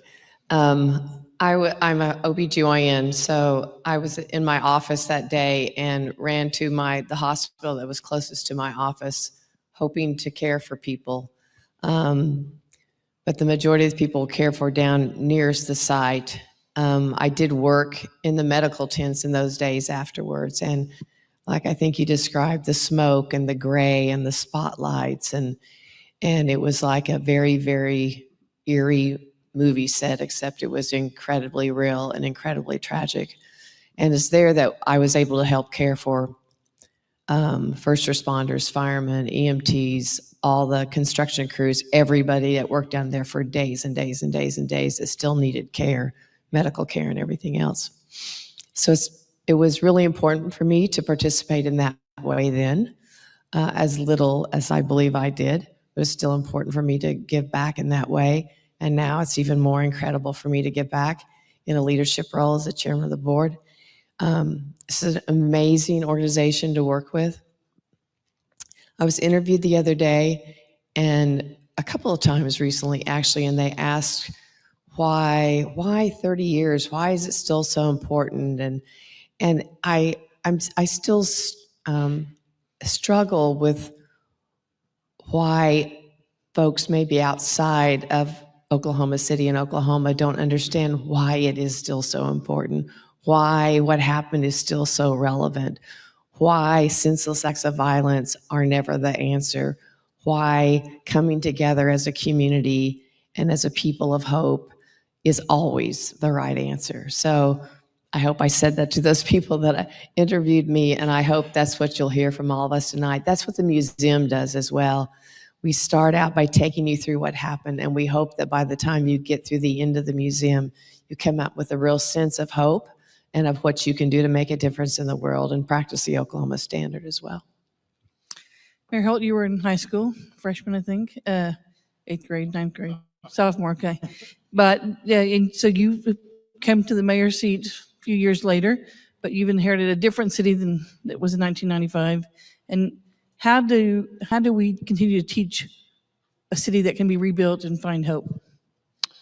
Well, thank you. Yeah, and I realize now, I guess being the last new person to speak of the evening, I sort of do represent the future, the present, and I'm also the only person you'll hear from tonight that really experienced this at a greater distance than everybody else you've heard from. I was living in Oklahoma City. I'm born and raised in Oklahoma City, but I was in high school and experienced it as many other hundreds of thousands of people in the area did, as this, shocking and life-changing event, but didn't obviously have this level of involvement until later in life. And as Carrie says, here's what I've inherited as mayor of Oklahoma City for the last 7 years. I have inherited a city that's really in a renaissance.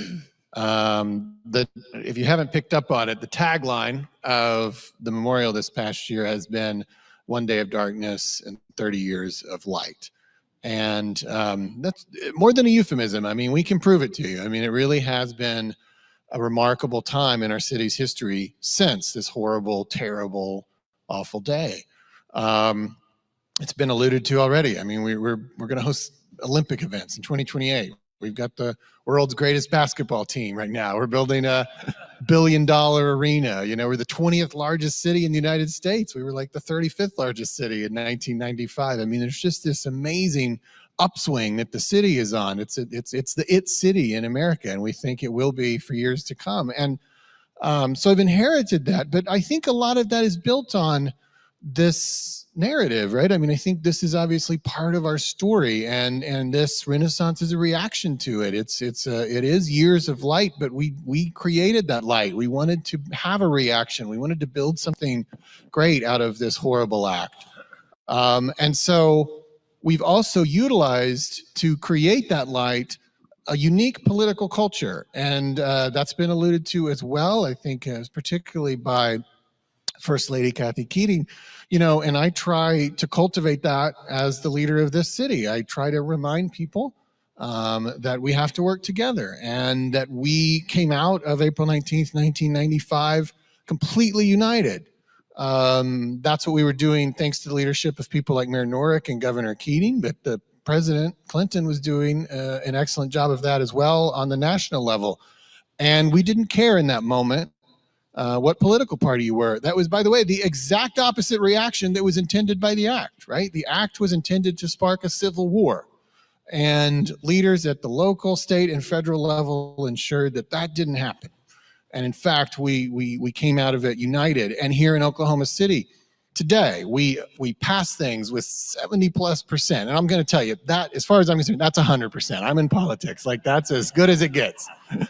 And we pass things time and time again with 70+%. We elect mayors with 70+%. We are like moving forward with a great consensus. And by the way, in a very in the current political vernacular, a very purpley city, right? Like this, the county that we're in voted 49-48 in the last two presidential elections. So people who are Republicans, Democrats, and Independents in Oklahoma City are voting the same way on the same day on a lot of things, candidates and issues.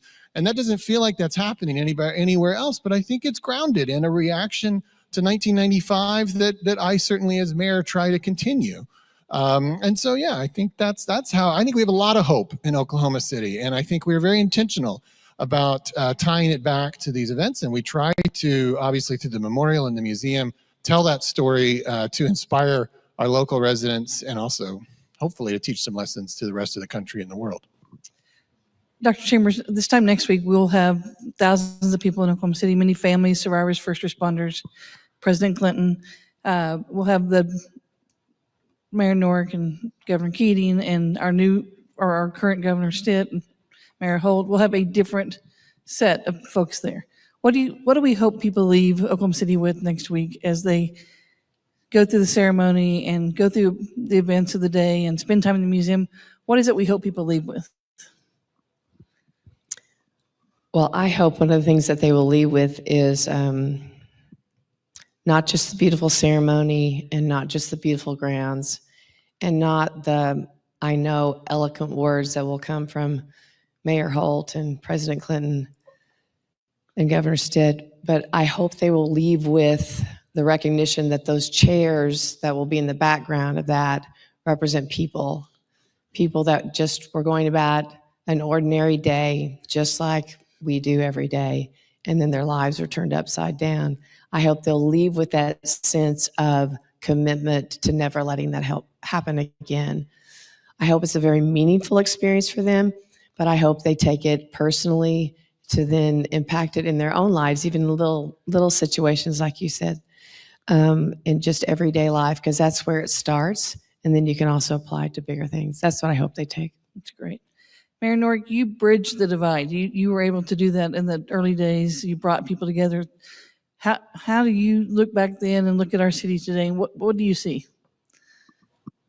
I see a city really united. You know, we've been very fortunate, and I'm talking about the city itself. And I don't hope this doesn't sound braggadocious, but starting with me and with Mayor Humphreys, Mayor Cornett, Mayor Holt, we have all had the same path, and it's worked. And that's unusual. Most of the time when you have an election at whatever office, whoever the new incoming person is going to go a direction. But we've just had that city, and I mean, to think about 2 Olympic events, or there's actually 7 Olympic events from LA Lincoln Olympic events in 2028. Is that right? 2028. Yeah. Coming to Oklahoma City. That's unbelievable. I mean, would I have thought about that 30 years ago? Absolutely not. No. And so But you started the penny sales tax that turned it around.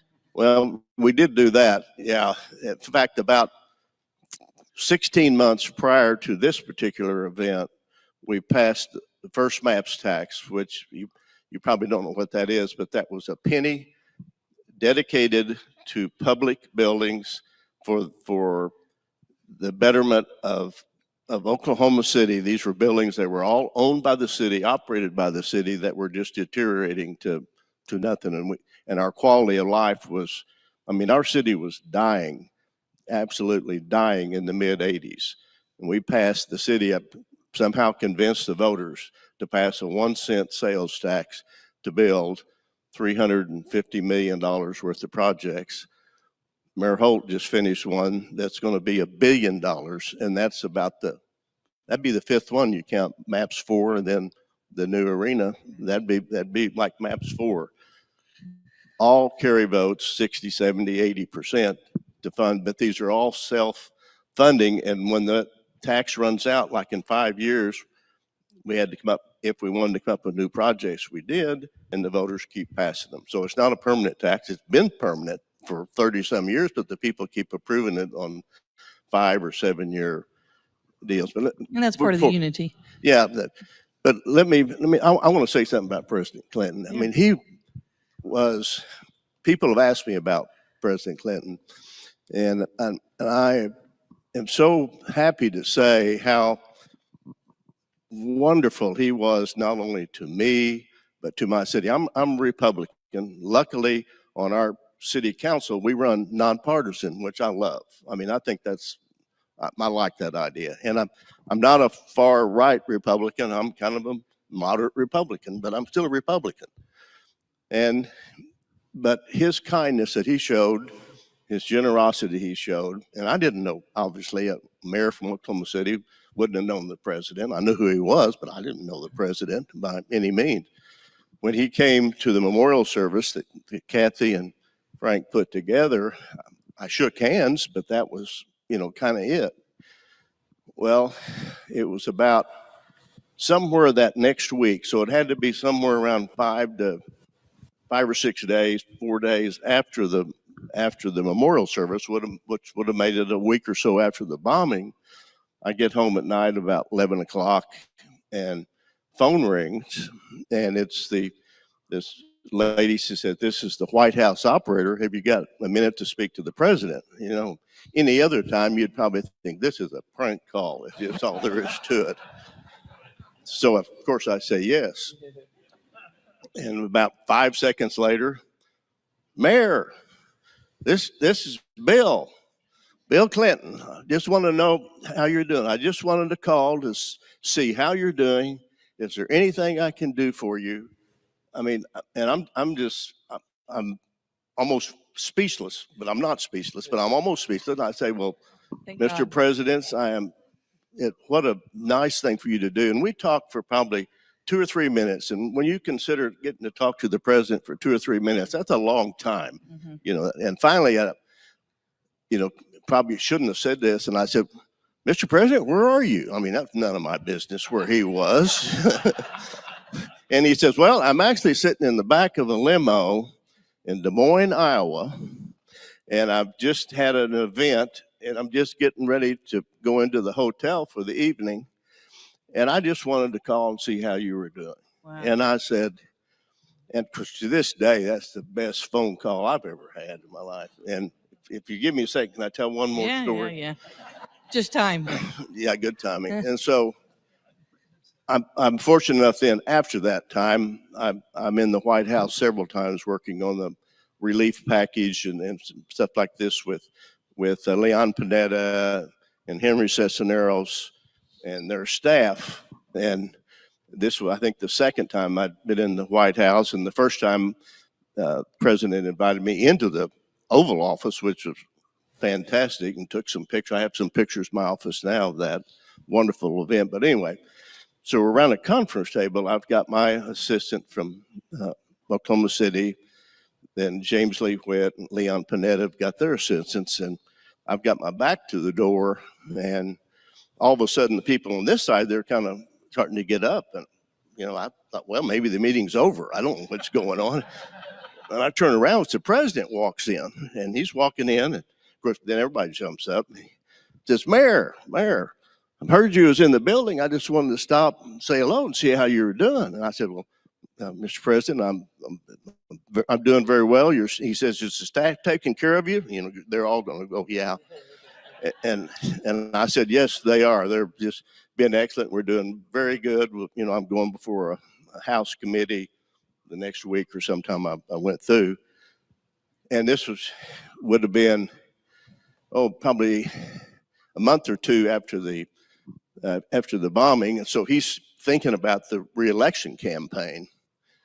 And he said, Mayor, I've got to see if you can help me with something. I said, sure, whatever you got, Mr. President. He says, I'm running for office next time. Yes, sir. You think you could help me carry Oklahoma? And I said, Mr. President, I can do a lot of things, but I can't help you on that. I'm sorry. And he just laughed. He laughed. And we were a little more normal then, even. Oh, he was. He just laughed and shook, and he said, well, I'm glad to see you, and I'll see you next time in here. Thanks, but no thanks. Mayor Holt, we approached the 30th anniversary. President Clinton's coming back for the 8th time, I think. We just talked about this. There's no political gain, no reason he ever had to come back, but he continues to come back and remember. And you said one time, we choose not to forget. Talk about that.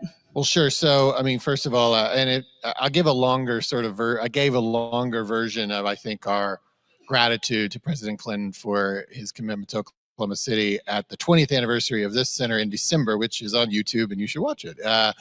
And so that's more eloquent and more comprehensive for all the things that President Clinton has meant to Oklahoma City. But he has, as you just said, come basically on every 5-year anniversary.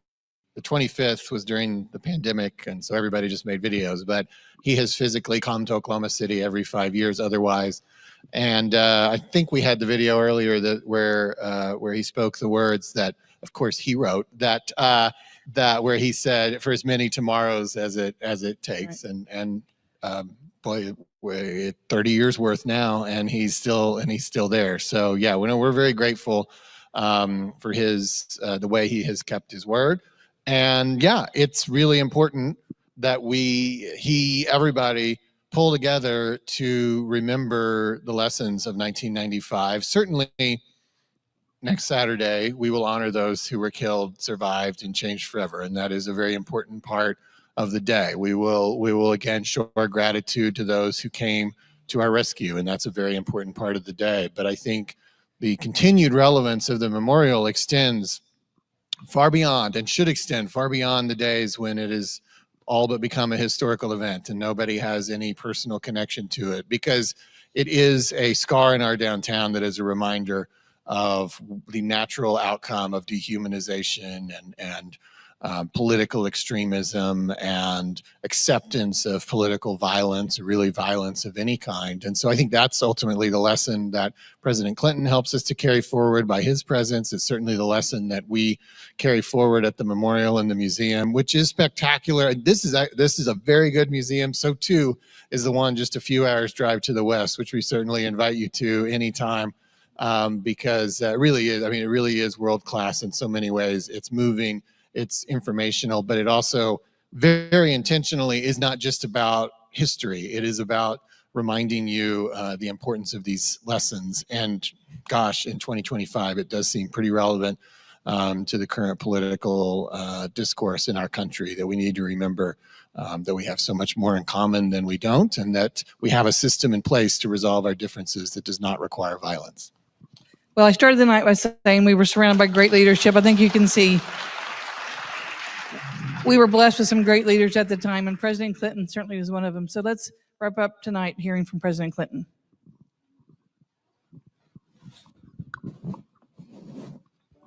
I so wish I could be with all of you gathered at the Presidential Center this evening to mark the 30th anniversary of the Oklahoma City bombing. A devastating act of terror that broke our hearts, yet brought out the best in America. On April 19th, 1995, an unthinkable tragedy unfolded in our heartland, and the eyes of the world turned to Oklahoma City. The domestic terrorists wanted to attack Middle America. They wanted to shake the city and our country to the core. They wanted us to join them in hating our government and killing our citizens. When Hillary and I attended the memorial prayer service a few days later, the rescue teams were still working day and night. There was still smoke coming from the ruins. We grieved together and prayed together as one American family for those who lost their lives and their loved ones, the many who were wounded, and everyone whose life changed forever that fateful day. I tried to speak for all of us in saying to the people of Oklahoma City, you have lost too much, but you have not lost everything, and you have certainly not lost America. For we will stand with you for as many tomorrows as it takes. The American people kept that promise to Oklahoma City. But what we couldn't have known then was just how much more the people of Oklahoma City, under the leadership of Governor Keating and Mayor Norick and their successors, would give back to America in return. I want to thank them, my friend Mayor David Holt, and Kerry Watkins, who's always been there, for all they have done to build a future worthy of the lives that were lost, to redeem that sacrifice through what has come to be known as the Oklahoma Standard: service, honor, and kindness. I also want to thank James Lee Witt and Don Bear, who were there tonight, and the many others from my administration who helped the city to recover and brought justice to those who committed the horrible act. After 3 decades, the lessons of Oklahoma City are as important as ever. I hope tonight's program reminds us all that just how far the city has come, and that what unites us as Americans is still far more important than what divides us. Thank you all for making this event possible, and my best wishes for a great commemoration.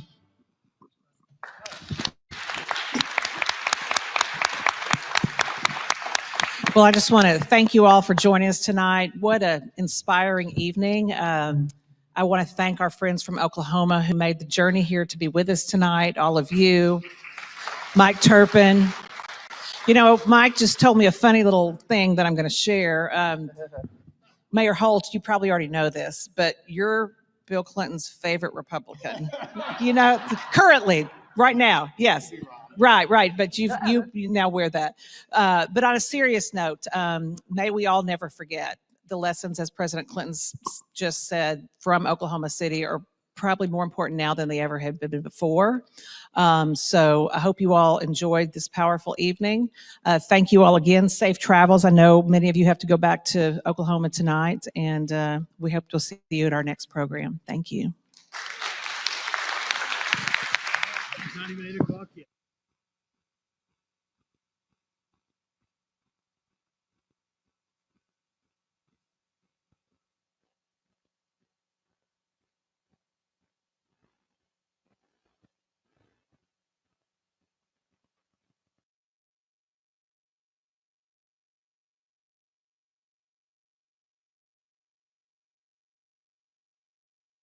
Thanks very much for joining me. Tonight we're going to do a bad news, good news routine. So stay with me. We start off with the bad news, which is pretty bad, but we are going to get to a happier ending. Let me begin by just telling you what you already know. And that is that under Donald Trump, this country is hurtling rapidly toward oligarchy, toward authoritarianism, toward kleptocracy, and toward more and more income and wealth inequality. That is what is happening.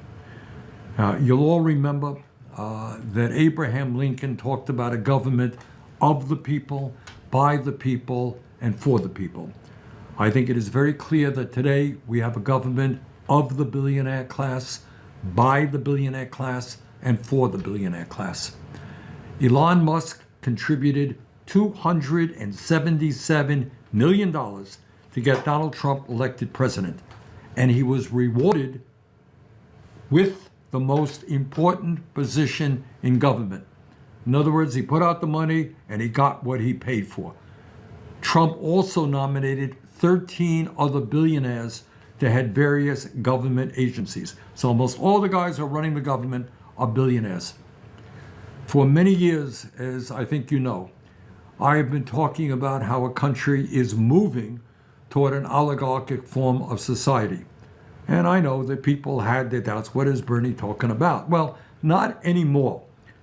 People now see what's going on right in front of them. No secrets about it. They're seeing the billionaire class running our government right now. But it's not just oligarchy and a government of the very rich that I'm concerned about. It is a very rapid movement toward authoritarianism. Virtually every day, Trump is usurping the powers of Congress. He is ending programs that Congress appropriated, and he's getting rid of agencies that he has no power to get rid of. Further, he has sued major media outlets like ABC, CBS, Meta, and the Des Moines Register for stories and actions that he didn't like. And now his FCC is investigating PBS and NPR. And he's threatening to withhold federal funding for these vitally important media outlets. This is clearly a massive attack on the First Amendment and freedom of expression. He doesn't like what some media are saying, and he is intimidating them. The message is clear. Hey, I'm the boss. Don't you dare criticize me. But it's not just Congress and the media that he's going after. He's also waging a massive attack against the judicial system. Unbelievably, he is actually trying to impeach judges who render decisions that he doesn't like. Think about it. Very few people who are watching this discussion tonight thought that the Supreme Court's decision on Citizens United or Roe v. Wade were good decisions. In fact, in my view, they were disastrous decisions. But we're kind of old-fashioned. We believe in the rule of law. That's what happened. Presidents appointed those people to the Supreme Court. We didn't go around saying, hey, you got to impeach Chief Justice Roberts and the other members. Terrible decision. That's not the way the American Constitution works. And that's what we believe. We actually believe in the Constitution. But it's not just Congress or the media or the judiciary that Trump is going after. He's now waging a vitriolic attack against major universities that are teaching courses or allowing activities he doesn't like. For years, we have heard conservatives talk about decentralized government, getting the government off the backs of the people. We've heard about education being a local issue. And now we have a president who is telling Harvard, Columbia, Princeton, and others what they can or cannot do. And in an absolutely unconstitutional and frightening way, federal agents have grabbed foreign students, thrown them into unmarked cars, and taken them to detention facilities. And what is their crime? What have they done that deserves that kind of treatment? Well, in at least one case, a woman wrote an article critical of Israel. In another case, somebody attended a demonstration. Do you really grab people off of the street, throw them in unmarked cars, take them to detention centers because they expressed a political point of view? And unbelievably, he is now going after law firms that oppose them, giant law firms. Can you imagine a president threatening a law firm because they represented a client or did something that you don't like? And Trump has also decided that he needs to lead the culture war in America. He has made himself chairman of the board of the Kennedy Center. So if you add all of these activities up, and I'm just talking about a small part of what he has done, it makes one thing very, very clear. Trump has very little respect for the Constitution of the United States and for the rule of law. He wants more and more power for himself and his fellow billionaires. He wants to lead an authoritarian nation. And to make a bad situation even worse, Trump and Musk are rapidly trying to dismember and destroy federal agencies that serve working families and the poor. Musk has laid off thousands of workers at the Social Security Administration, which will make it harder for the elderly and the disabled to get the benefits that they paid for. It's a massive attack against Social Security. Trump and Musk have also decided to lay off some 83,000 employees at the Veterans Administration, which will mean that the men and women who put their lives on the line to defend our country, our veterans, will see a deterioration in the health care they receive at the VA and the timeliness of the benefits that they earned. And then on top of all of that, Trump and his Republican colleagues are now working on a huge reconciliation bill, which will make massive cuts to Medicaid, education, nutrition, etc. To do what? Why are they making these cuts? In order to give over $1 trillion in tax breaks to the 1%. So that's where we are. That is the bad news. And all in all, it is a pretty dismal situation. So now, let me give you some good news, some very good news. And that is, over the last month, I and my House colleague, Alexandria Ocasio-Cortez, have been traveling the country in what I've called a fighting oligarchy tour. I've been to Nebraska, Iowa, Wisconsin, Michigan, Nevada, Colorado, and Arizona, and the turnouts have been extraordinary. In Denver, we had more than 34,000 people turn out, the largest rally I have ever been a part of. And what I have learned from all of these rallies and meeting thousands and thousands of people is that the people of our country are sick and tired of Trumpism. They are tired of oligarchy. They are tired of authoritarianism, and they are prepared to fight back. And I should tell you, just to mention, I'm going to be in out west next week. In a week and a half or so, we're going to go to California and other western states. And we are going to continue to rally the American people to stand up to Trumpism and his contempt for American democracy.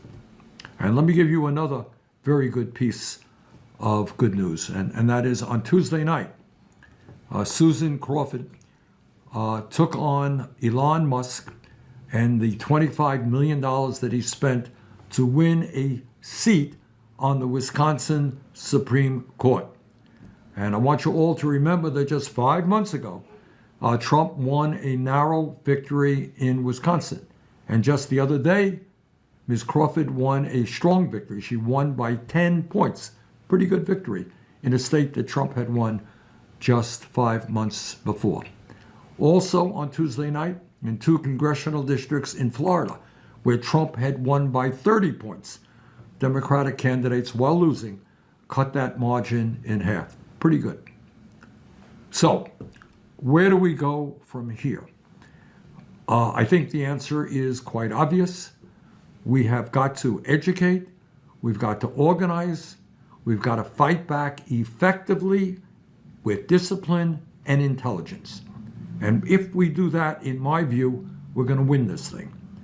And right now, I should tell you, we are not only doing rallies around the country, we are also hiring organizers at the grassroots level to help us build the kind of grassroots infrastructure that we need if we're going to be successful. And let me just mention to you that just a few hours ago, I was on the phone with our friends in the 1st District of Iowa. I had been to Iowa City last month, and we got a whole lot of folks coming out.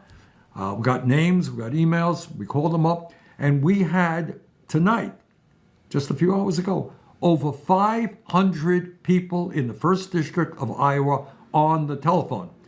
And almost all of them signed up to get to work, to help us organize, to knock on doors, to hold meetings, etc. And we are going to have organizers all over this country, especially in districts where Republican members of Congress won by slim majorities.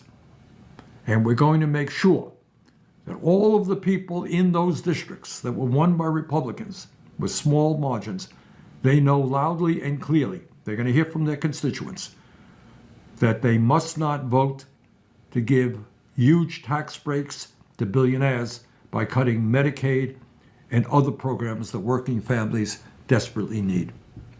So yes, let me be very honest with you. The oligarchs are enormously powerful. No ifs, buts, and maybes. They have endless amounts of money. They control our economy. They own much of the media, and they have enormous influence over our political system. But from the bottom of my heart, I am convinced that if we are smart and if we are well organized, they can be defeated. If we stand together and not let them divide us up by the color of our skin or where we were born or our religion or our sexual orientation, if we bring our people together around an agenda that works for the many and not just the few, there is nothing in the world that can stop us. We can win, we will win. So let us go forward together. Let's build that movement that we desperately need. Let's defeat Trumpism. Thank you all very much.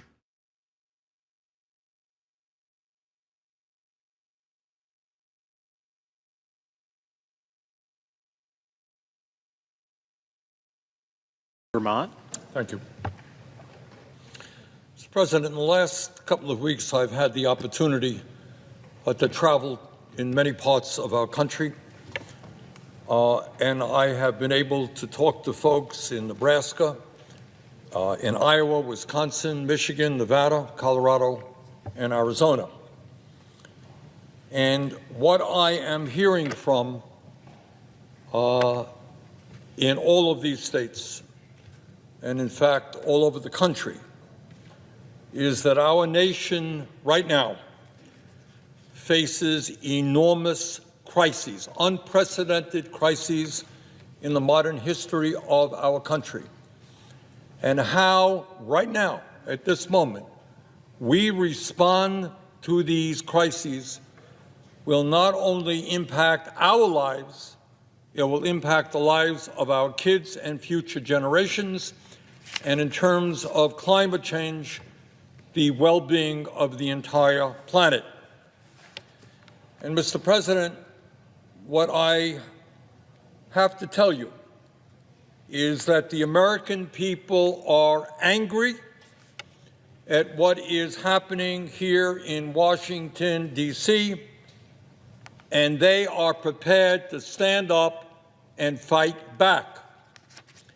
In my view, and what I have heard from many, many people, is that they will not accept an oligarchic form of society where a handful of billionaires control our government, where the wealthiest person on earth, Mr. Musk, is running all over Washington, D.C., slashing the Social Security Administration so that our elderly people today are finding it extremely difficult to access the benefits that they paid into, where Mr. Musk and his friends are slashing the Veterans Administration so that people who put their lives on the line to defend us will not be able to get the health care that they are entitled to or get the benefits that they are owed in a timely manner.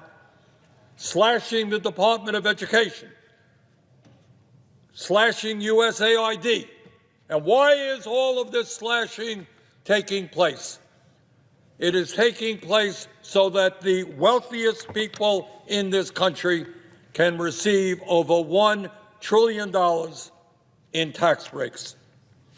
Now, I don't care if you are a Democrat, a Republican, or an independent.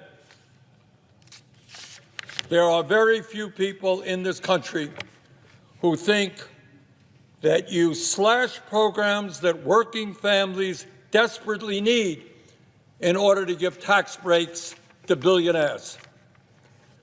Mr. President, I am the former chair of the U.S. Senate Committee on Veterans Affairs, and I've had the honor of meeting with veterans in my own state of Vermont, all over Vermont, but all over the country. These are the men and women who put the uniform of this country on and have been prepared to die to defend our nation and American democracy. And these veterans and Americans all over our nation will not accept an authoritarian form of society with a president who undermines our Constitution every day. Every day there's something else out there where he's undermining our Constitution and threatening the very foundations of American democracy. That is not what people fought and died to allow to happen. Mr. President, I am not a historian, but I do know that the founding fathers of this country were no dummies. They were really smart guys. And in the 1780s, they wrote a constitution and established a form of government with a separation of powers, with an executive branch, the president, a legislative branch, the Congress, and a judicial branch. These revolutionaries in the 1780s had just fought a war against the imperial rule of the King of England, who was an absolute dictator, the most powerful person on earth. And these revolutionaries here in America, forming a new government, wanted to make absolutely sure that no one person in this brand new country that they were forming would have unlimited powers. And that is why we have a separation of powers. That is why we have a judiciary, a Congress, and an executive branch. In other words, way back in the 1780s, They wrote a constitution to prevent exactly what Donald Trump is trying to do today. So let us be clear about what is going on. Donald Trump is attacking our First Amendment and is trying to intimidate the media and those who speak out against them in an absolutely unprecedented way, Mr. President. He has sued ABC, CBS, Meta, the Des Moines Register. His FCC is now threatening to investigate NPR and PBS. He has called CNN and MSNBC illegal.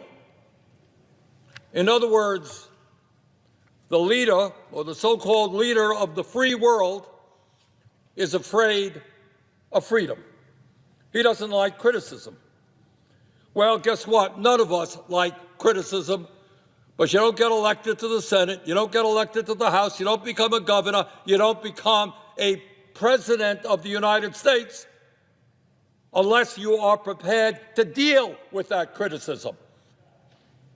And the response to that criticism in a democracy is not to sue the media, is not to intimidate the media, it's to respond in the way you think best. But, Mr. President, it is not just the media that Trump is going after. He is going after the constitutional responsibilities that this body, the United States Congress, has.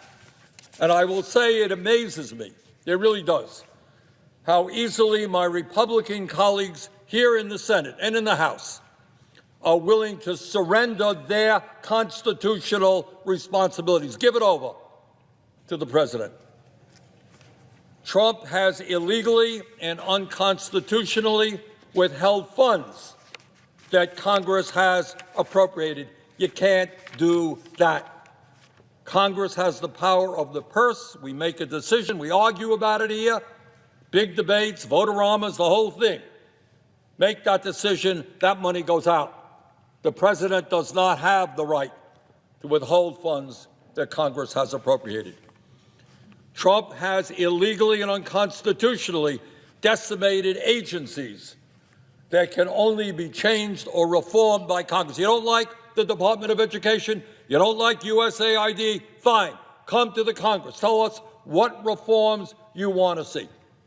You do not have the right to unilaterally do away with these agencies. Trump has fired members of independent agencies and inspectors general that he does not have the authority to do. But, Mr. President, it is not just the media that he is trying to intimidate. It is not just the powers of Congress that he wants. Now, in an absolutely outrageous, unconstitutional, and extraordinarily dangerous way, he is going after the judiciary.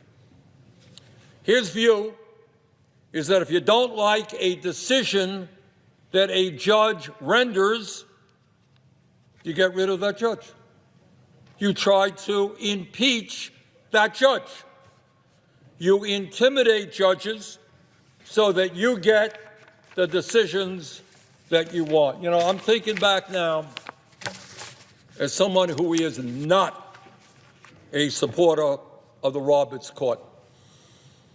And I'm thinking about one of the worst Supreme Court decisions that has ever been rendered, and that is Citizens United. I'll say more about that in a moment.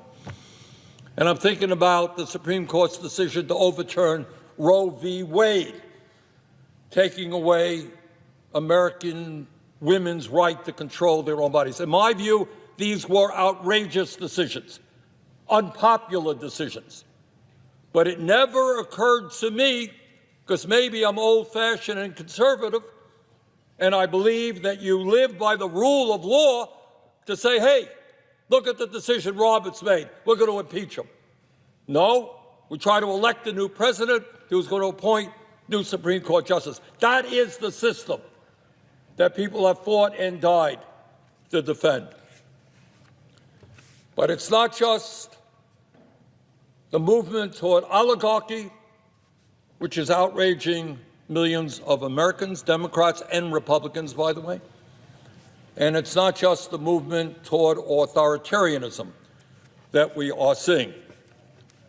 The American people, especially with Mr. Musk and 13 billionaires in the Trump administration running agency after agency, the American people are saying as loudly as they can that they will not accept a society of massive economic and wealth inequalities where the very richest people in our country are becoming much richer while working families are struggling to put food on the table. Having gone all over this country, I can tell you that the American people are sick and tired of these inequalities, and they want an economy that works for all of us, not just the 1%. No matter how you travel, it's good to have a plan. Some people plan every minute. No sleep, bus, museum, another museum, while others only plan to take it day by day. When it comes to your finances, a plan is just as important. You can count on Credit Karma to give you the insights you need to understand your options, so you can take charge of your financial path and find your way to money. Intuit Credit Karma. Karma you can count on. Download the app today.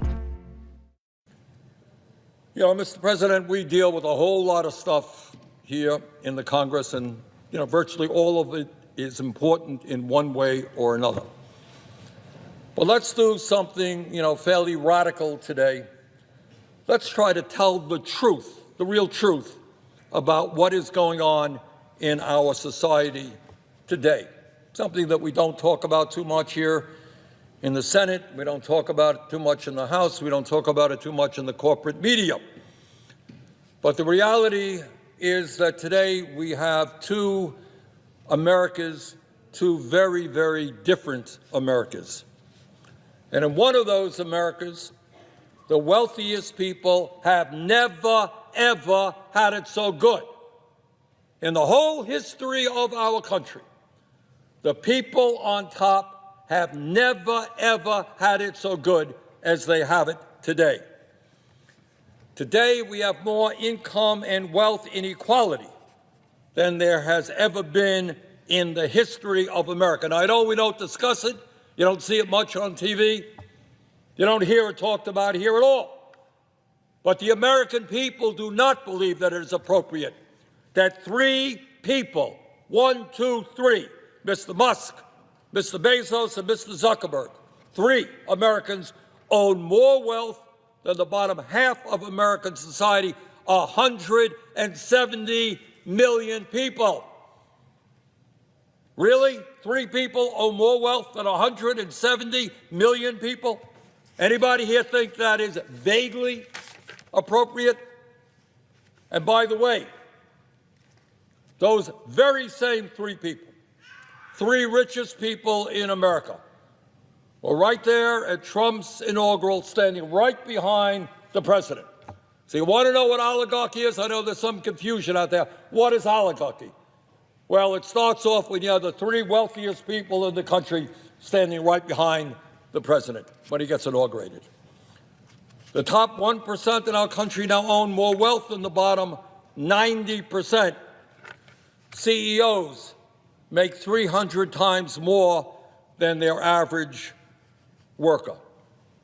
And unbelievably, real inflation accounted for wages today, the average American worker, if you can believe it, despite a massive increase in worker productivity, is lower today than it was 52 years ago.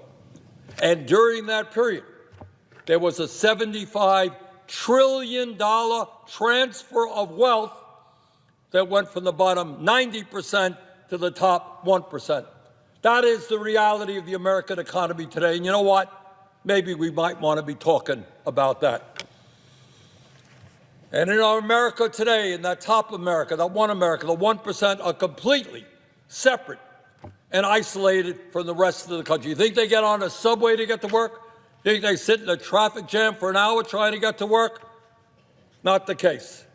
They fly around in the jets and the helicopters that they own. They live in their mansions all over the world in their gated communities. They have nannies taking care of their babies. They don't worry about the cost of child care. And they send their kids to the best private schools and colleges. Sometimes they vacation, not in a Motel 6, not in a national park, but on the very own islands that they have. And on occasion, for the very, very richest, just to have, for a kick, have a little bit of fun, maybe they'll spend a few $1 million flying off into space in one of their own spaceships. Sounds like fun. But it's not just income, massive income and wealth inequality that we're dealing with today. We have more concentration of ownership than ever before. While the profits on Wall Street and corporate America soar, a handful of giant corporations dominate sector after sector, whether it's agriculture, transportation, media, financial services, et cetera, et cetera. Small number of huge corporations, international corporations, dominating sector after sector. And as a result of that concentration of ownership, they are able to charge the American people outrageously high prices for the goods and services we need. Mr. President, we don't talk about it too much. Maybe we should. But there are 3 Wall Street firms, BlackRock, Vanguard, and State Street, that combined are the major stockholders in 95% of our corporations. Got that? 3 Wall Street firms, 3, are the major stockholders in 95% of American corporations. So, Mr. President, that is one America. People on top doing phenomenally well. Not only do they have economic power, they have enormous political power. That's what's going on there. They live like kings. That's one America, but there is another America. And in that other America, 60% of our people are living paycheck to paycheck. And millions of workers from one end of this country to the other are trying to survive on starvation wages. And unlike Donald Trump, I grew up in a family that lived paycheck to paycheck, and I know the anxieties that my mom and dad have living in a rent-controlled apartment. Can we afford to buy this? Why did you buy that? And that's the story taking place all over America. What does living paycheck to paycheck mean? It means that every single day, millions of Americans worry about how they're going to pay their rent or their mortgage all over the country. Rents are skyrocketing, and people are wondering, what happens? What happens to me and my kids if rent goes up by 20%? And I can't afford it. Where do I live? Do I have to take my kid out of school? Where do I put my kid? In worst case scenario, do I live in my car? Let's be clear. There are many people who are working today who are living in the back of their cars. How do I pay for child care? Talked to a guy the other day, a police officer, spending $20,000 a year for child care. How do I buy decent food for my kids when the price of groceries is off the charts? What happens if I get sick or my kid gets sick or my mother gets sick and I got a $12,000 deductible and I can't afford to go to the doctor? How at the end of the month am I going to pay my credit card bill even though I am being charged 20 or 30% interest rates by the usurious credit card companies? People are worrying about simple things. What happens if my car breaks down and the guy at the repair shop says it's going to cost $1,000 and I don't have $1,000 in the bank And if I don't have a car, how do I get to work? And if I don't get to work, how do I have an income? And if I don't have an income, how do I take care of my family?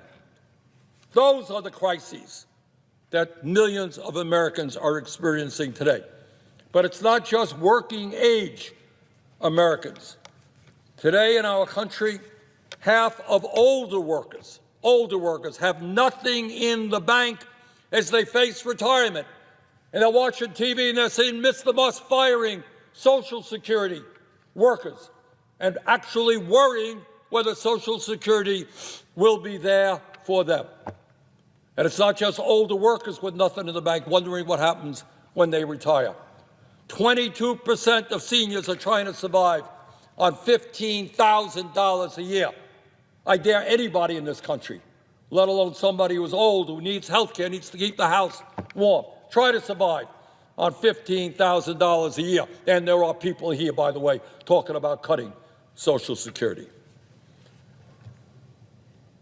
Mr. President, it is not just about income and wealth inequality. It is about a health care system which everyone in the nation understands is broken, is dysfunctional, and is outrageously expensive. I hear my Republican friends, I don't know where they are today, wanting to destroy the ACA. And my Democratic friends say, oh, we got to defend the ACA. ACA is broken. It doesn't work. In my state, the cost of health care is going up 10, 15%. In America today, you got 85 million people uninsured or underinsured. Function of the health care system today is not to do what a sane society would do, guarantee health care to all people in a cost-effective way. Something which, by the way, every other major nation on earth manages to do. The function of our health care system, as everybody knows, is to make billions of dollars in profits for the insurance companies and the drug companies. So I say to my Democratic friends, it's not good enough to defend the Affordable Care Act. It's a broken system. You got to have the guts to stand up and allow us to do what every other major nation does, guarantee health care to all people as a human right, not allow the drug companies and the insurance companies to make massive profits every year. And, Mr. President, I want to touch on an issue that gets virtually no discussion, but I think it is enormously important. And it says a hell of a lot about what's going on in our society today. In America, according to international studies, our life expectancy, how long we live as a people, is about 4 years lower than other countries. Most European countries people there live longer lives. Japan, they live even more longer lives than in Europe. So question number one, why is that happening? We spend $14,000 a year per person on health care, almost double what any other country spends, and yet people around the world are living, on average, 4 years longer than we do. But here is the really ugly fact, even worse than that. And that is that in this country, on average, if you are a working class person, you will live 7 years shorter lives than if you're in the top 1%. If you're a working class person, your life will be 7 years shorter than if you are wealthy. In other words, being poor or working class in America today amounts to a death sentence. Mr. President, it's not only a broken healthcare system. We have got to ask ourselves a simple question, and the Biden administration began a little bit of movement in this direction. And that is, why are we living in a nation where 1 out of 4 people can't even afford the prescription drugs their doctors prescribe? Why are we in some cases paying 10 times more than our neighbors in Canada or in Europe? How does that happen? And the answer, of course, has to do with the greed of the pharmaceutical industry and their power right here, all of the campaign contributions that they make, which has prevented us from negotiating prices. But it's not just health care or prescription drugs when we look at what's going on in America. In Vermont and throughout this country, we have a major housing crisis. Here we are, the richest country on earth, 800,000 people sleeping out on the streets, and 20 million people are spending more than 50% of their limited incomes on housing. Can you imagine that? You're a working person spending 50% of your income on housing. How do you have money to do anything else? And the cost of housing is soaring. Do not tell me, Mr. President, that in a nation which could spend $1 trillion on the military, a nation that can give massive tax breaks to the rich, that we cannot build the millions of units of housing that we desperately need. So, Mr. President, why is all of this happening? Why do we have a healthcare system that's broken, prescription drugs that are the most expensive in the world, a housing system, education in deep trouble? Talked to educators in Vermont all over the country. Talked to a principal the other day from Vermont. Their starting salary at a public school, $32,000 a year. But don't worry, they can't afford to even bring people in because they can't afford the housing in the community. Why have we let education sink to the level that it has? So I think the bottom line of all this, the American people, I think, are catching on. And Mr. Musk, I must thank him because he has made it very clear. We are living in an oligarchic form of society. If anybody out there thinks that Mr. Musk is running around out of the goodness of his heart, trying to make our government more efficient, you have not a clue as to what is going on. What these guys want to do is destroy virtually every federal program that impacts the well-being of working people, Social Security, Medicare, Postal Service, public education, you name it. So they can get huge tax breaks for the rich and eventually make government so inefficient that they will have the ability as large corporations to come in and privatize everything that is going on. So, Mr. President, this is a pivotal moment in American history. And I sense that the American people have had it up to here. They are prepared to fight back. They do not want a government run by billionaires who have it all, whose greed is uncontrollable. You know, we have in Vermont, and I think all over this country, serious problem with addiction, with drugs, people drinking too much alcohol, people smoking too many cigarettes. But the worst form of addiction that this country now faces is the greed of the oligarchy. You might think that if you had $10, $20 billion, it would be enough. You know, kind of enough to let your family live for the next 20 generations. But it's not. For whatever reason, whatever compulsive reason they have, these guys want more and more and more, and they are prepared to destroy Social Security, Medicare, nutrition programs for hungry people in order to get even more. That, to me, is disgusting.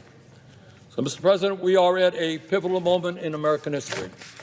But having been all over this country, or many parts of this country, I am absolutely confident that the American people, and I'm not just talking about Democrats, who are as complicit in the problems that we have right now as are Republicans. Because we got a two-party system which is basically corrupt.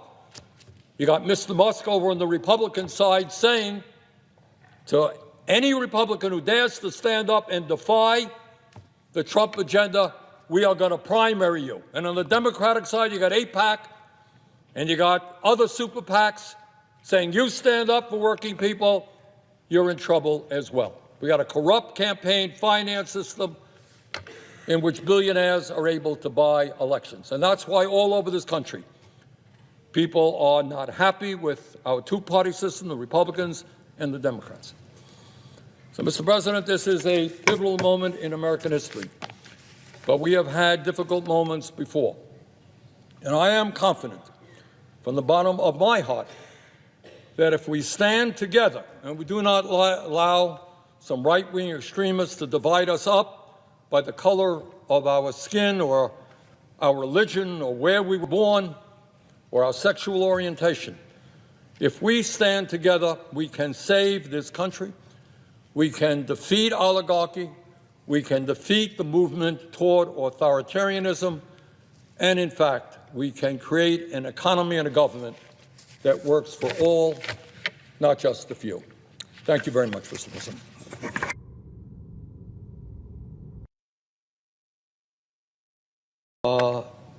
In all of these states, and in fact all over the country, is that our nation right now faces enormous crises, unprecedented crises in the modern history of our country.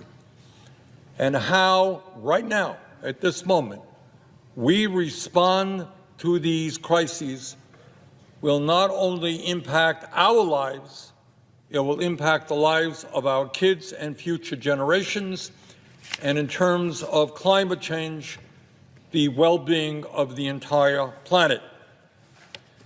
And Mr. President, what I have to tell you is that the American people are angry at what is happening here in Washington, D.C., and they are prepared to stand up and fight back. In my view, and what I have heard from many, many people, is that they will not accept an oligarchic form of society where a handful of billionaires control our government, where the wealthiest person on earth, Mr. Musk, is running all over Washington, D.C., slashing the Social Security Administration so that our elderly people today are finding it extremely difficult to access the benefits that they paid into, where Mr. Musk and his friends are slashing the Veterans Administration so that people who put their lives on the line to defend us will not be able to get the health care that they are entitled to or get the benefits that they are owed in a timely manner. Slashing the Department of Education, slashing USAID. And why is all of this slashing taking place? It is taking place so that the wealthiest people in this country can receive over $1 trillion in tax breaks. Now, I don't care if you are a Democrat, a Republican, or an independent.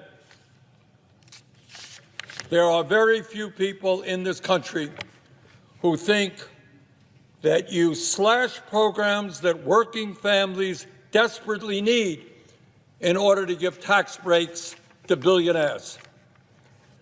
Mr. President, I am the former chair of the U.S. Senate Committee on Veterans Affairs. And I've had the honor of meeting with veterans in my own state of Vermont, all over Vermont, but all over the country. These are the men and women who put the uniform of this country on and have been prepared to die to defend our nation and American democracy. And these veterans and Americans all over our nation will not accept an authoritarian form of society with a president who undermines our Constitution every day. Every day there's something else out there where he's undermining our Constitution and threatening the very foundations of American democracy. That is not what people fought and died to allow to happen. Mr. President, I am not a historian, but I do know that the founding fathers of this country were no dummies. They were really smart guys. And in the 1780s, they wrote a